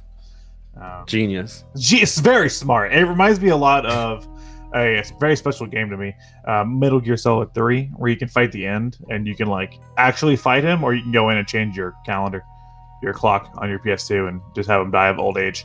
I love having different ways of beating bosses like that, and this is such a cool one. You can kind of outsmart him. You're like, haha, you fry him. Yeah. So. I did the actual fight, and I kept getting so close every time. The first time I didn't think to destroy the turrets on the side. So then I figured that out next time. Okay, well, I'll use my super missiles on the side. So I did that. And then I was getting hit by the cobwebs. So then I realized, okay, you can kind of run to the side from the cobwebs, use the smart bombs to destroy the cobwebs so he won't pick you up and grab you. And then, okay, so I started doing that. And but then like he would come and try and like swipe you, and he would always hit me. So then I realized, okay, as he comes and swipes, you aim the missile and then you duck down. And so I did combinations of that until I was finally able to beat him. I had used every single one of my missiles, and I was left with 5 health. Oof. And it was such a good, honest fight, and I loved it. But you could have just grappled the Teddy just shaming me right there. No, because Alex did the same thing. So I'm shaming both of y'all. Nah, don't shame me because I worked hard. Work harder, work smarter, not harder. Work guider, not lighter. Do you see these guns? Do you see Samus's guns? She's running a gun show here, and she's gotta put them to good use. Yeah. No, I really do appreciate the fact that there's, and then the third method, which none of us did, is the Shine Spark method. Who the hell would have thought of that? What is it? The Shine Spark. Get the Shine Spark up into him. You know the charge down. You know when you jump yeah, up. Yeah. I would not even have remotely thought of that. Yeah, it's possible. I barely even remembered that was a technique. What a waste. So no, but like I said, I absolutely love bosses that give you multiple ways because it kind of feels like even if you're replaying it, like there's a little secret, you know. It's like This is another really cool boss battle too, in terms of kind of like the storytelling element. So you know, it doesn't show up at first. Like there's these little prawn that are kind of circling around, and you see some of them in the sands before you even get to this point. And then you know, after you defeat him, all of his little prawn buddies come and kind of like take him away and bury him. It's kind of an interesting moment, and it kind of, you know, renders it a little more, I don't want to say human, it's not a human, it's an alien, but, you know, emotional, I guess. now, if I could have changed the clock on the Super Nintendo and had him die of old age, this boss fight would have been even better. But That's the ultimate way to beat a boss. so, Boy, have I got a game for you. You should try Seaman. keep it as PG. All right. Anything else about this area you guys really want to talk about? Space boots. Space boots. It's screw attack without a screw attack. Wow, if that's it, then we're on to the final area, guys. There's no turning back now. Torian! I love that dinosaur from Star Fox Adventures. Did you guys know immediately? There's a statue with the 4 dragons. Did you guys know immediately when you were first playing that's what it was like? The 4 bosses. Fantoon is not a dragon; he's an elephant. Dragon elephant. I apologize. Drelephant. Yes, because I mean, like, well, I guess my first time, no. This time, yes. Wait a minute. Fantoon is one of those characters, isn't it? Yeah. He's one of the main bosses. So that no. But what I mean is that means Fantoon has to have been from this planet. Yeah. So maybe this planet pulls in other ships. It's like holding ships captive or something. And I don't that's know. just trying to dig into the lore here. Yeah. Well, Zebus is the pirate homeworld, and that's just a theory, a Spencer theory. Probably not accurate. We like to tell it anyway. Yeah. And maybe there's a bunch of dinosaurs under the ground with Crocomeyer. Crocomeyer. And they bury them in tombs. And this is Tomb Raider. Whoa! Tomb Raider Dude. confirmed. Dudes! Dude. Tomb Raider map out confirmed. So as Spencer's alluding to, there's a room. There's a room with 4 statues representing the 4 bosses. And I want to answer his question real quick. The first time I played it, I must have gone back and forth to that room like dozens of times. Like, what am I doing here? Yeah, I remember the first time I got that scanner tool, I was like, I'm going to that room with that statue. And then I just spent like a minute like, like, come on, something. There's a couple rooms like that I went to where it's like, okay, these little flies are sprouting out of the ground and like, is something supposed to be here? Nope. Nope. Nope. But this is, I don't want to go off on a tangent too much. It's interesting you said that because that's why this game is way more mappable than the first 2 games, because every hallway, every room in this game gives you something to remember, and it makes every inch of the map in this game memorable, per se. And the fact that you're like, oh shit, there's one room way over here that I need to go back there and check out. The original Metroid game and the Game Boy game, everything kind of looks the same. So they did a phenomenal job with that. Also has a map. Map the halls. Let's go to Torian. Take me on a tour. Take me down to the Metroid City. This is the final area. It's the big old lab. And Take the Metroids are pretty. me home. Yeah. So what's the deal with these Metroids? You know? I think Samus has been trying to figure that one out for a while. What's the deal? Metroid Seinfeld. Well, here's the thing. The mission of the second game was to exterminate all the Metroids. You kept the one Metroid, gave it to the space colony, So that was the last Metroid. So what the fuck are these Metroids? Do you know? Metroid. No, I don't know. Mocktroid. Well, apparently, whenever the baby Metroid was exposed to, I think it was like beta rays, or yeah, like beta rays, it multiplied. So these came from that baby Metroid. Okay. Yeah. So They're not very difficult. yeah, kill him. Samus might have cancer. Or big brains. Kill him. Yeah, there's not much to say about the map here. It's like it's two hallways basically. You just got to kill the Metroids. And then you almost get killed by one big one. Oh shit! Did that scare you the first time that thing popped out? Scared the shit out of me. Yeah, I'm it's like shooting everything like what the hell? It works so well because it grabs you. And it's like you're like, oh shit, I'm gonna die. And you get down to like the one point and then it stops. And even before that, there's like this kind of like hopper thing that comes out and it starts to intimidate you. And then all of a sudden out of nowhere, whoosh, the big baby Metroid just destroys it in front of your eyes. But I think collectively, every player, especially if you're paying attention to the story, that moment where it stops at the 1 health and it stops and it floats back up, you kind of collectively realize like, oh shit, that's the baby Metroid. You know, it's like, oh, and like you could tell like it's kind of like what we're trying to say. It's like sad about like what it's done to you. It's like, oh shit, I'm sorry. It like flies away. It's like crying and it flies away and stuff. But it's just like that moment where it stops. It just triggers something in your brain. It's like like a switch. You're like, oh wait. I want to say too. I know you. Leading up to this moment, it's like a fucking graveyard down there. You like walk into like shadows of Chozo or monsters, and they just turn into dust. Yeah, which it's it's notable to say like this area was from the first Metroid, and this is it's been blown up before and stuff. Yeah. So it's kind of like the wreckage. Oh, okay. Yeah, that's cool. It is cool. It is cool. You're right. Yeah, it is cool. Okay. You're right, Spencer. Yeah, it kind of is. Kind of neat. Kind of neat. These are actually the corpses of Clues from Clue Land. So after baby Metroid goes Wah! And it flies away because it realized that it hurt its mama.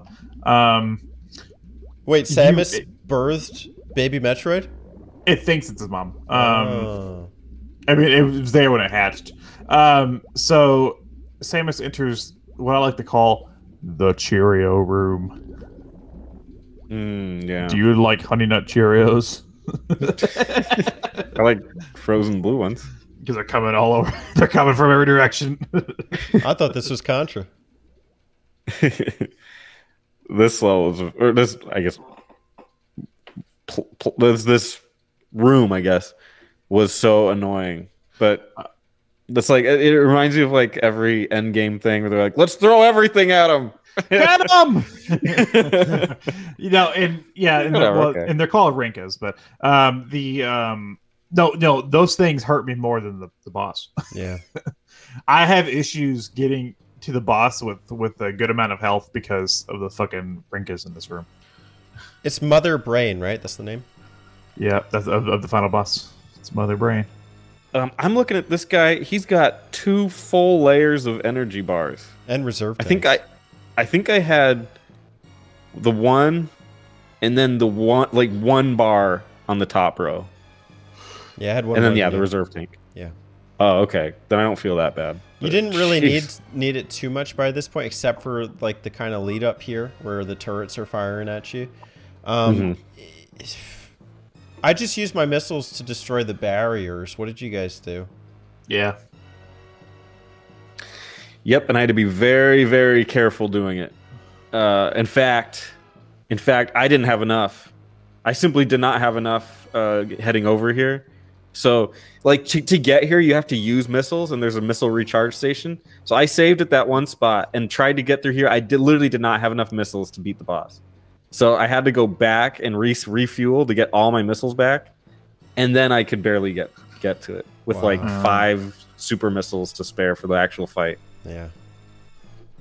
Freaking I mean, brutal.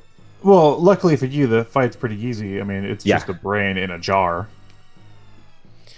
Well, I'm a brain in a jar, baby. well, that part, brain- sure. I'm a brain in a jar. Well, that's like the first Metro. That's you shoot the brain in the jar and you're done, right? Well, no.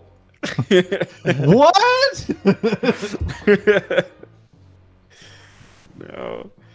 The fine, but very cool visual though. By the way, breaking that glass and everything, and shooting through it, and it was weird shooting the actual like brain tissue versus the glass. I like that it separates it. It's kind of cool. I was thinking, oh, maybe I can just destroy the brain from here and not destroy the glass. I was totally thinking the exact same thing. Save myself a trip. But no, not today. Yeah. Wow. Pretty scary fight. Pretty scary looking guy. Yeah. After you shoot the brain in the glass, the mother brain has got herself a brand new body. She's fucking terrifying. Jesus. How would you Yeah, describe very this? Like a weird. Tyrannosaurus without the It's like a chicken. on its She's like a giant chicken. Pidgey-Pop trauma returning. I don't know how to describe her except for fucking terrifying. The noises she makes and the way she like walks and she's like holding her head like ah, like she is like actually disturbing. Yeah, like So you can to, see like, the look at- eyeballs wide open, you know, or Yeah. just the one eyeball, and the brain it's just like peering in at you. It's like, oh my god, scary. Yeah. And I can only imagine for Spencer, poor Spencer, not enough missiles. It only had like 5, so I had to just charge beam, jump, shoot, get back on the ground. Hopefully that the blue things don't hit me. Do it again. Repeat. Mother Brain has a couple of strategies. She fires like, you know, she flamethrowers you, and then like I forget what else exactly. There's like a wave of blue orbs that just shoots out, and then she drops that like grenade thing that bounces a couple times and then explodes horizontally. Honestly, it wasn't too difficult maneuvering. Yeah. No. And they didn't do that much damage either, surprisingly. I was able to do it. Then I think like there's one point where it starts charging up, and you can see it's a bit of a different attack. It starts gathering all these kind of rainbow colors. That's like a charging thing. Reading rainbow. Take a look in this beam. Gonna charge you. Take a Sammy look said- inside my eyes. You will find you will die. Take a look. You were fucked. No one will save you. Nobody will Oh, shoot, save who's you. that? It's Baby Metroid. Baby Metroid. So Baby Metroid flies in after Samus has taken a bunch of damage from that rainbow beam. It flies in. It grabs the mama brain by its brain. Sucks its brain. Takes the brain power. Big brain moment. Big brain power, and then renders it immobilized. And then Baby Metroid gives you some power. Some of That's that nice. brain juice. That's nice. Except for Terry. And this is the part where I turned on the volume, and it was the star music from Mario. Well, before that, while the Big Metroid's giving you your health and stuff back, and like it's like revitalizing you, Mama Brain has one more trick up her sleeve, and she kills it. She shoots Baby Metroid, it dies. But Samus absorbs its power, and that's when you get the Mario music. And also badass probably gets moment, cancer. Yeah, also probably gets cancer, and thus not a joke. Thus starts the entire plot of Metroid Other M, where the whole time Samus is just talking about how the fucking Baby Metroid saved her life. Jesus. Lore confirmed. Stay tuned for Other M out. Dude, Other M is ridiculous with that shit. It's like the space station you're on is called the bottle ship, like like a baby bottle, and it's Other M, which is short for mom. Metroid Other M, mom, and there's different Mother Brain fill-ins. That thing, and she won't shut the fuck up about the baby Metroid that saved her life. It's just too much. It's like, and talk about being like counterintuitive to how great Super Metroid is. Yeah, it's just too much. Like I get they wanted to like try to do some sort of a narrative and stuff and have like a more modern take on like a Metroid narrative. No, it did not work. Yeah, I but think this one's cool pans that one. because Samus just goes full on superhero. Oh yeah, here I say a hero will save us. I'm not gonna wait for your brains. I'll shoot you with my rainbow. The rainbow will save all the day. So you kill Mother Brain. Oh, that was nice. Oh, can we just talk for a little bit about like the rainbow beam? Isn't that so cool? Like just the upgrade. What about it? You pretty much start firing. It's unlimited. Like, you could just hold down the button and it just keeps firing. But then like when you hit the Mother Brain, her brain just kind of rebounds back and then comes swinging back. Oh, and she makes the worst sound. Can you do it for us? No, it's like It's terrible. Well, there's in this game, there's no point where you ever do damage like that. That visually it looks like you're killing something. It's ear piercing, man. It's fucking ear piercing. Well, all the bosses explode, which is something we didn't talk about, which is fucking metal. But Jesus, Mother Brain is fucking like screaming in agony while you're shooting at her. And I'm like every time I play this part, I'm like, oh, my ears. I would love to play a mod where you could just run through the game with that beam. Oh, just obliterate everything. Yeah. New Game Plus Metroid. It's fucking awesome, dude. Anything else to say about Mother Brain? Oh, no. Spencer. Okay. Do you want to hear the stupidest story you'll ever hear? I'm like embarrassed as a gamer to say it. Tell me your stupid gamer story. Okay, we played this entire game where it's about context clues, and basically the last item you got is how you solve the puzzle that happens next. I got stuck on the door after this when the ship was blowing up and couldn't figure out how to get through, and used every possible item, and then finally realized that you shoot it with the gun you just got 2 seconds ago. So I had to redo this whole part over again. I don't remember what door is that. Like so after Mother Brain, I was waiting until we're done with Mother Brain, but you even shoot your way through it with the gun, and then you get out of there, and then it turns out we're gonna blow up in 3 minutes. Yeah, but a little door closes in front of you. You probably didn't even think about it because you have this gun that blows everything up, and you probably just shot it. But my like tiny human brain was like, well, let's try my rockets. Grapple beam? Nothing. Grapple beam doesn't work. my other roller beam or bomb, whatever, doesn't work. I'm just scrolling through. I'm like, gosh, I don't know if I'm gonna make it off this thing. It took me literally a minute and a half, and then I died and I had to redo this whole sequence over again. Oh man, unbelievable! Tiny brain over here. Yo, speaking of 3 minutes, I mean, it's a Metroid game, so you got to have a self-destruct. This game has two self-destruct sequences. First one made at the beginning, this was the last one. But, so you got 3 minutes to get the fuck off of Zebus. Then the planet blows the fuck up. Jesus Christ, what kind of bomb was that? Blew up an entire planet. It's a nuke. What the fuck?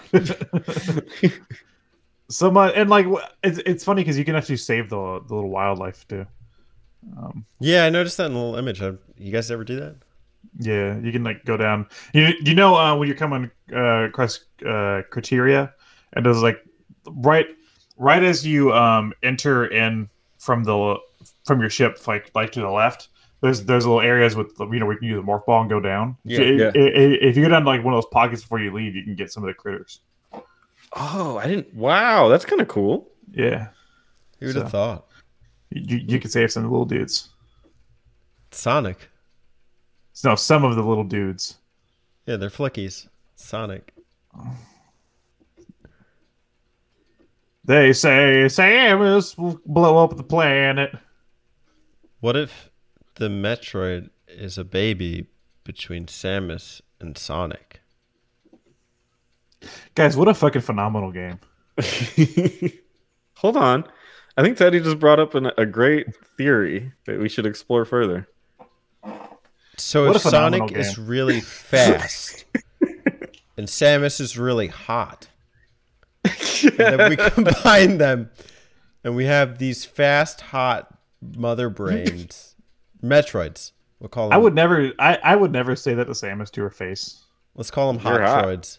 Yeah, I would never say it to Samus to her face because she'd kill you in like What 2 would seconds. What would you say to Samus? To her face. Let's explore this. I'd probably be like, You're so hot. That's what I would say. oh no! I get like zaps. Yeah. Pretend you're Sonic. Specifically Sonic. Can we like talk about the game? We're gonna talk about Sonic. I think we're exploring kind of like the subplot that wasn't explored. You know, this game is a masterclass in that. Yeah. Is that right? The Sonic Samus saga. Okay, well, okay, go ahead. So there's a hedgehog, and his name is Sonic. And one day he came to Zebus, and he met this hot chick. Her name was Samus. The babe, if you will. Don't say anything, Spencer. Let him learn his lesson. Okay. And Sonic went to the Samus there and said, "Hi, I'm Sonic. You're hot." And that's when Samus went ahead, fired up her charge beam, and shot him in the face. And then later he would go run and make the children with her. And that's when the Metroids were born. The end. There you go. See, it's pretty logical. She shot him in the face and Metroids. And that's why when you turn the volume on, Spencer, and you hear the Metroid, Yeah, I missed it. you go, Yeah. "It's me, Metroid!" Jesus. Hallelujah. Is Metroid a boy? Some boy. Some girl. Confirmed. I thought you played as Metroid. That's the sequel. Yeah. Metroid 4E. Other Metroid. Metroid, other Metroid. Metroid the Metroid. And that's how Sonic and Samus had a baby. Guys, what a fucking phenomenal game. Yeah, this is definitely I could see why somebody would call this the greatest game of all time. Or not the greatest, but like in that category. Yeah, if it wasn't for Countryman, this would be my favorite Super Nintendo game, by far. My thing when I finished it is I just wanted to play it again immediately. And it's so short you can. Like know. it's that's the thing about it is that the game isn't. I mean, like I said, like my playthrough I was playing it's 4 hours something like to get through the entire game without going for a lot of the other side stuff. If you're going for completion, it take a little longer. But she's like no wonder there's a big speedrun community for this title. And especially if you knew how to wall jump stuff, you can sequence break and get a lot of the stuff early. Yeah, so it really like leaves the way you play up to you. Yeah, the first time you play it, I think it's like really exploration based. It's just and a lot of trying to figure it out. This is the type of game where it's like I don't want to use a guide, and I didn't for the second playthrough, except to just see for a reserve tank because I really wanted to figure out how to get it, and it wasn't clicking for me. But really like it is the type of game that I would love to just go back and replay and find more secrets, and also like to do like more faster runs to avoid certain sections. I would love to see what can be accomplished. Yeah, to me, this game is begging for more processing power. It's like screaming. It's almost like screaming at Nintendo. Like, we could do more with this. Just give us more. And it came out the N64 and did whatever they did. But yeah, it's like pushing every concept to its limits, and it blows me away. What they're able to get away with. Am I allowed to rant about Metroid now? Since you just talked about your fan fiction. What was that? Okay. Teddy just gave me a hand motion. I would just like to say that this game in particular, I won't talk about the whole franchise, but I could mention it. But this game in particular is almost too good to be a Nintendo title. Because of how far it thinks outside of the box, how there's no gimmicks. It's everything's purely contextual, and that's something I can say for the entire Metroid franchise. But it's talking about this game in particular today. This game feels like it should have been made by somebody that wasn't Nintendo, especially based on like how we see Nintendo today, and like the way that they present their products today. This game's too smart.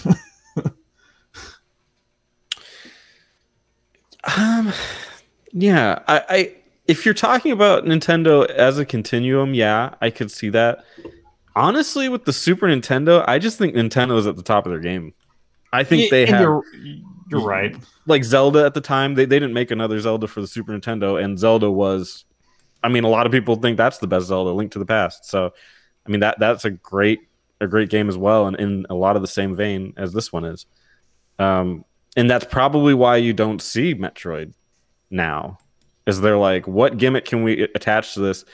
None of the fans will like them, any of them. They've tried a couple times and no success. Other M, which you keep talking about today. Other M tried the whole like cutscene thing and voice acting and stuff, and tried to make it more cinematic. Didn't work. Federation Force tried the. Well, that one was a hit. Federation Force was definitely a hit. The 4-player co-op shooter game didn't work. Like they've. I mean, what? I'm just playing. I just what? It's my job to say the Federation Force was awesome and keep going on that. Oh, okay. Well, I have not played Federation Force. I have no attachment to the game at all. Any title basically after this, I think like they did Fusion. I think Fusion was in house, but every game after this main title, like main series title, for console, whatever, was third party developed. Like they wouldn't come back for console till Prime. That was Retro Studios. Third party, but isn't it still Nintendo owned third party? For the most part, I think the most like Retro Studios. Retro, yeah, I think they're either first or second party. I forget. I'll look it up. I'm looking it up right now. Okay, and then I know the one on 3DS recently was Mercury Steam, who did like some of the Castlevania, like the Lords of Shadow games, stuff like that. But still, yeah, I mean, but like Nintendo hasn't done a purely in-house Metroid game in a long time. Yeah, it's a subsidiary of Nintendo, based in Austin, Texas. Have you guys? But yeah, it's interesting. No, go ahead. Have you guys ever played a game that rivals this in what it seeks to do? Not necessarily in terms of being like a country. Like I understand. Yeah, country. that does what Metroid does. That tells its stories in the form of a 2D platformer. Especially the only game I could think of off the top of my head, which is going to be like the most generic answer ever, is fucking Symphony of the Night. Yeah, Symphony. Yeah. Like I can't. Do you feel the Symphony does as well at telling the stories? Yes, except for the second half of the game. Except for 50% of it. Yeah, so part of it, yeah, it could have been there. It's not as good as Super Metroid, but it comes close. I think there's a stigma against gamers in the minds of those who make the video games. So I played Samus Returns maybe a year or two ago. Spencer, you played it? Is that the 3DS one? Yeah, the 2D Yes, platformer one. And how would you compare your experience with that to this? Similar. Okay. It was. I love the exploration. I love it continually branching out. I think they did things better, but obviously it's newer. I mean, they got like years, like decades of knowledge under their belt. But I loved it. I absolutely loved it. I feel like it's maybe handholdy in the same sense that you find like Dragon Quest XI kind of spells everything out for you. In Samus Returns, the map tells you every single secret that you can get. There's no room for any kind of deviation or exploration. We played this, and this is my second time playing it, and I got 74% items, and I still was like scratching my head. There was no real head scratching for me in that other one. And I just feel like with the way that like 2D platformers too, they don't seek to really make you like think deeply about your experience with the game. This is just so classy. It's just such a refined game, and it's really like in a sense artful and like all of what it like the experience is and how you're reflecting on it afterwards. And I just feel like, why does this have to be something relegated to 1994? Well, I was thinking, like the only game I could think of that could rival this game or games is the first two Prime games. And those are 3D games still. Yeah. But in terms of like all the other elements, like I think you could easily say Prime 1 and Prime 2 could give Super Metroid a run for its money. But other than that, like Can I offer a way off course comparison? Mario Golf. Off course. Oh, I see. Hi, I'm Daisy. And this almost immediately hit me. Yeah. And it's the gameplay is completely different. Everything's completely different. But Can I say it for you? Go for it. Dark Souls. Sonic 06. It's Sonic 06. Dark Souls. No. The Dark Souls. Well, of Dark Sonic Souls would be games. interesting, but I don't play Dark Souls, so I can't speak to that. But Dark Souls does hold certain elements that you brought it up with the whole Fantoon thing, and then also the idea of exploring the environment, like branching paths up. Yeah. That could very much be inspired by. I mean, by Dark Souls is basically probably more Castlevania, right? In terms of a lot of its features, but what game I'm thinking of is Resident Evil. Super Metroid to me, and it should be the other way around, but obviously I played Resident Evil first. Super Metroid gave off crazy Resident Evil vibes. A lot of the same feelings I had playing Resident Evil, I had playing Metroid. Mm-hmm. It was like something scary's going on, something crazy in the neighborhood. Something like every next room offered something that could scare me or a threat that I didn't know of until I got in there, and I just had to brave my way in there. Puzzles were not told to you. You just have to kind of solve them yourself and go back and forth to different places. Like, it was very Resident Evil to me. And I was so impressed that Nintendo was able to make a horror game on the Super Nintendo that matched Resident Evil to me in a lot of what it was going for.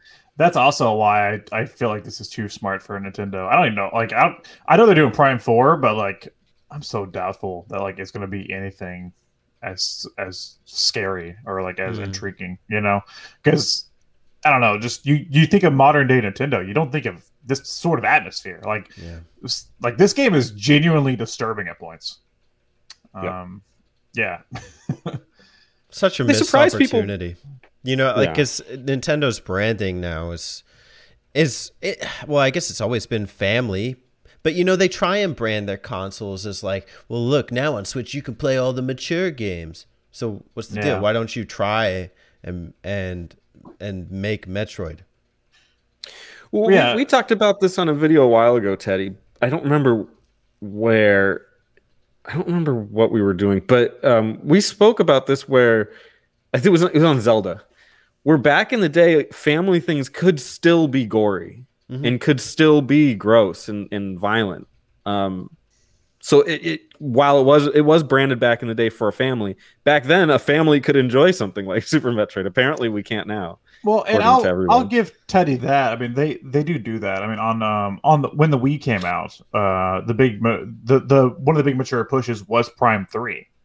was I remember seeing promo stuff for Prime 3 everywhere, and it's being like that was the mature game for the console at the time.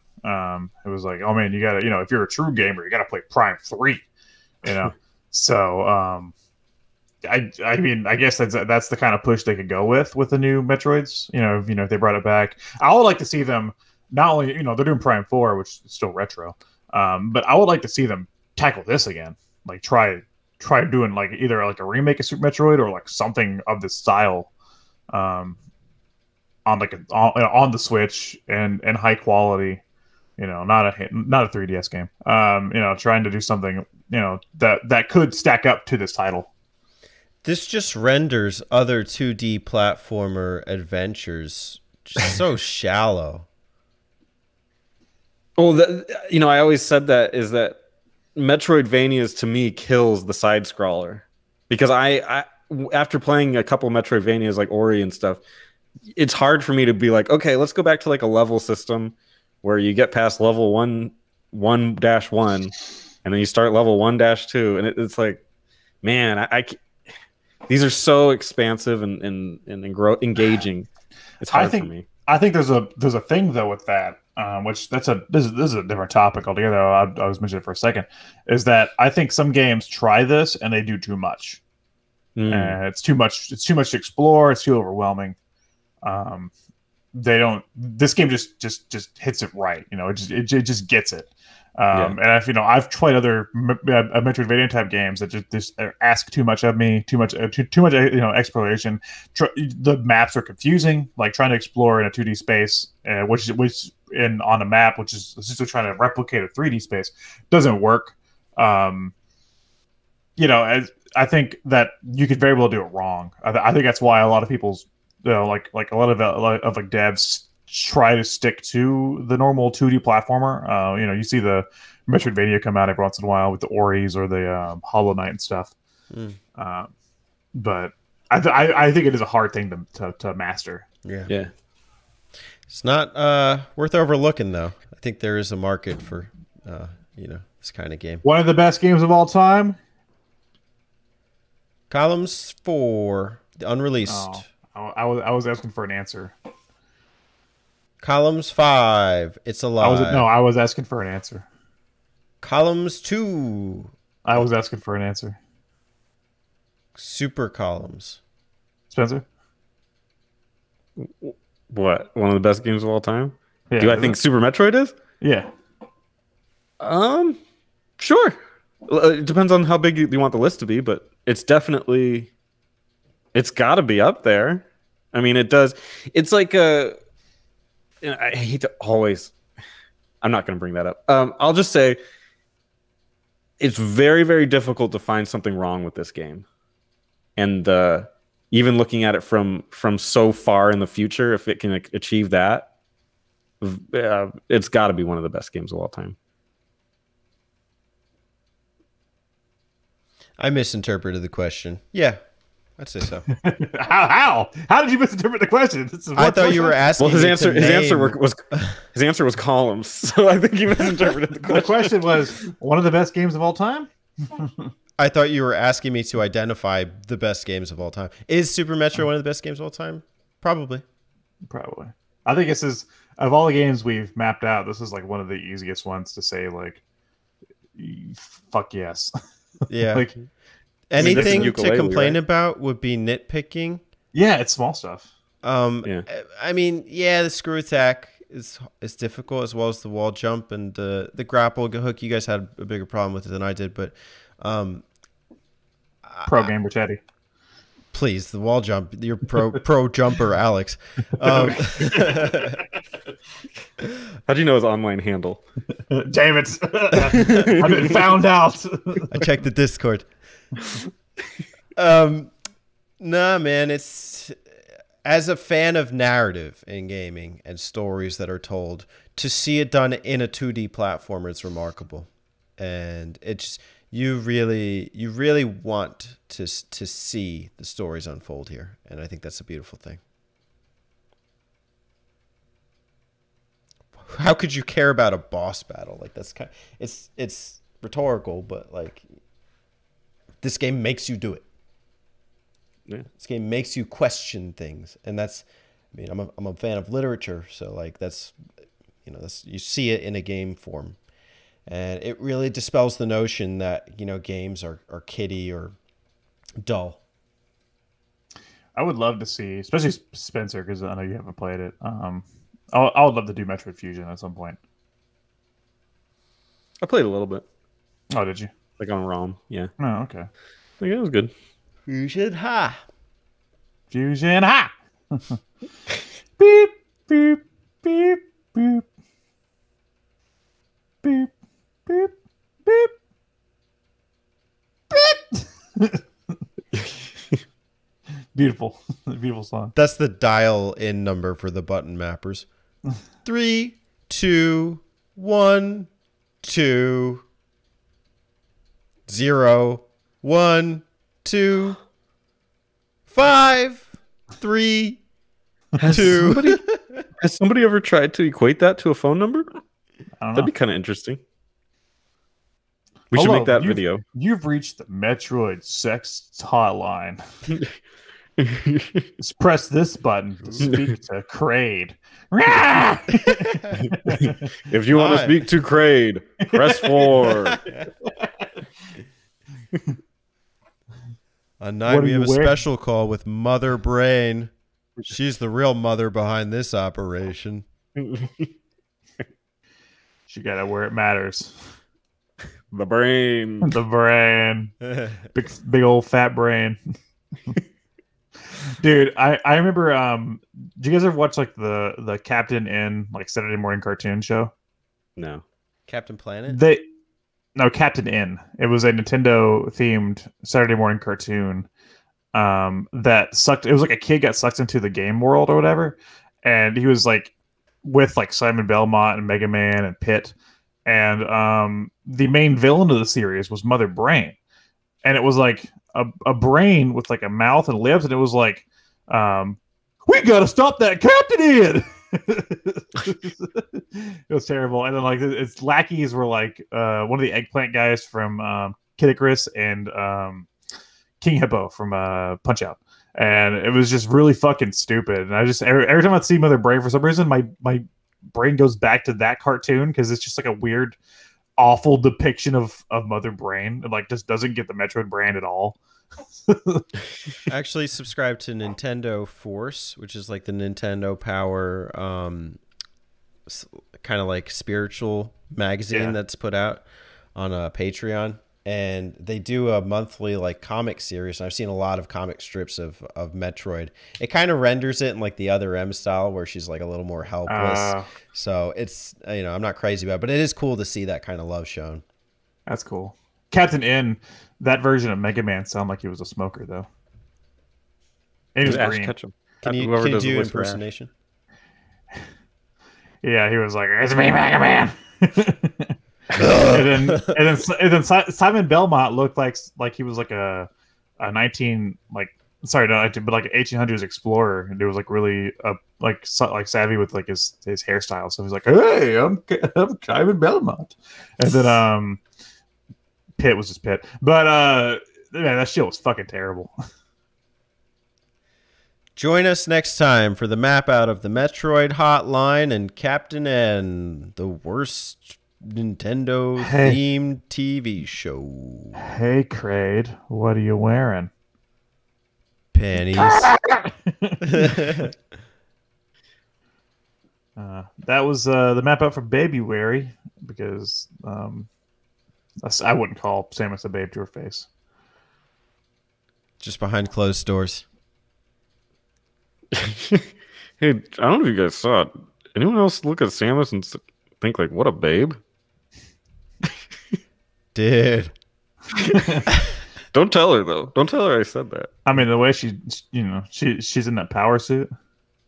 She took off the helmet. I was like, what a babe. Oh shit, she's coming in. She's coming in. Samus.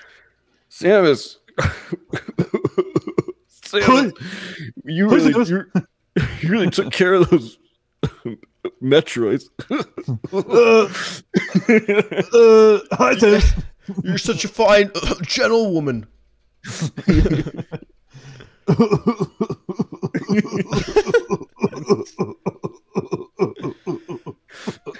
I can't look. The babe lights. They're blinding me. Zebus.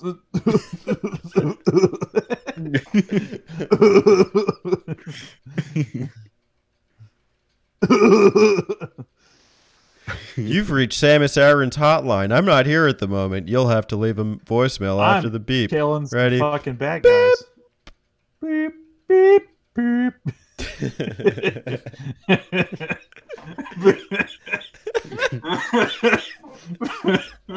I can't stop.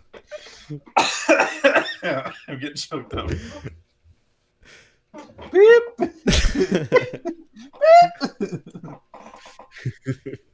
I think If that's you know- good. If you know the number for the directory of who you want to call, insert it now. Beep. Boop.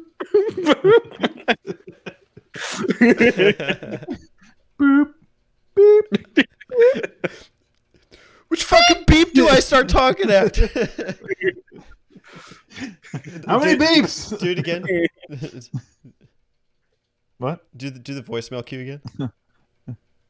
What's the voice? So like, hi, you're If gonna you reach know- Sam. Yeah, go ahead. Okay. You know the number of who you're trying to call in the active directory. Insert those numbers now. No, I didn't do the thing. Yeah, do the beep. Well, beep. All right, hi Samus. What? Beep. Hi Beep. Samus. Oh, hi. This is Beep. Samus. Hi. Which fucking beep is it?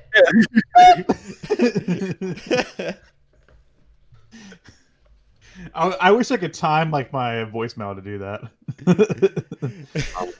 Oh, I'm updating mine now. Record your message after the beep. Boop. Beep. Boop. What a fucking troll. Oh my god. Amazing. Beep. Nobody would fucking get it, but it'd be amazing. What? It's like my mom's calling, like, honey, why are there so many beeps? If you would like to attack the mother brain, insert her number now.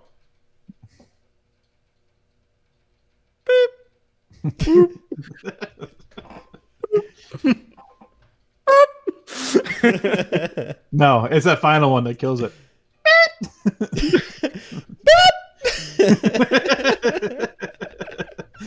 You gotta get the beep right. I think the whole soundtrack of the game was just Samus trying to call somebody, like, somebody help me out here. Not getting any reception. That'd be I'm playing amazing. Zebus. If Metroid Prime 4 doesn't have a cell phone, where you can Metroid Prime dial 3 in. had a dude. Metroid Prime 3 had bobbleheads for your spaceship. You could like take the Wiimote and like poke it. That's pretty neat. Yeah, it's pretty cool. Oh no! Wait! No, Metroid Prime 3 had a cell phone thing. In your ship, you had like a not exactly a phone, but you still had like a dial pad. You can call, you can call their frequencies and stuff, and you can call random ones to get random messages. I forgot about that. Does it go? No, but it's a thing that you can do. I haven't played Metroid Prime 3 in a while. Missed I totally opportunity. forgot about that. Yeah. Yeah. I guess I'm doing that. My head's hurt. Yeah. Okay. Too much Let's go out on a synchronous beep boop beep boop boop boop boop beep boop. Ready? 3, The timing's gonna be hard. 2, 1. Beep beep boop boop boop boop boop boop boop.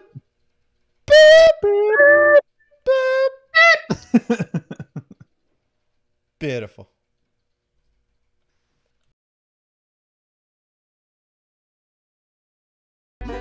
Hey y'all, don't forget to subscribe to them button mappers.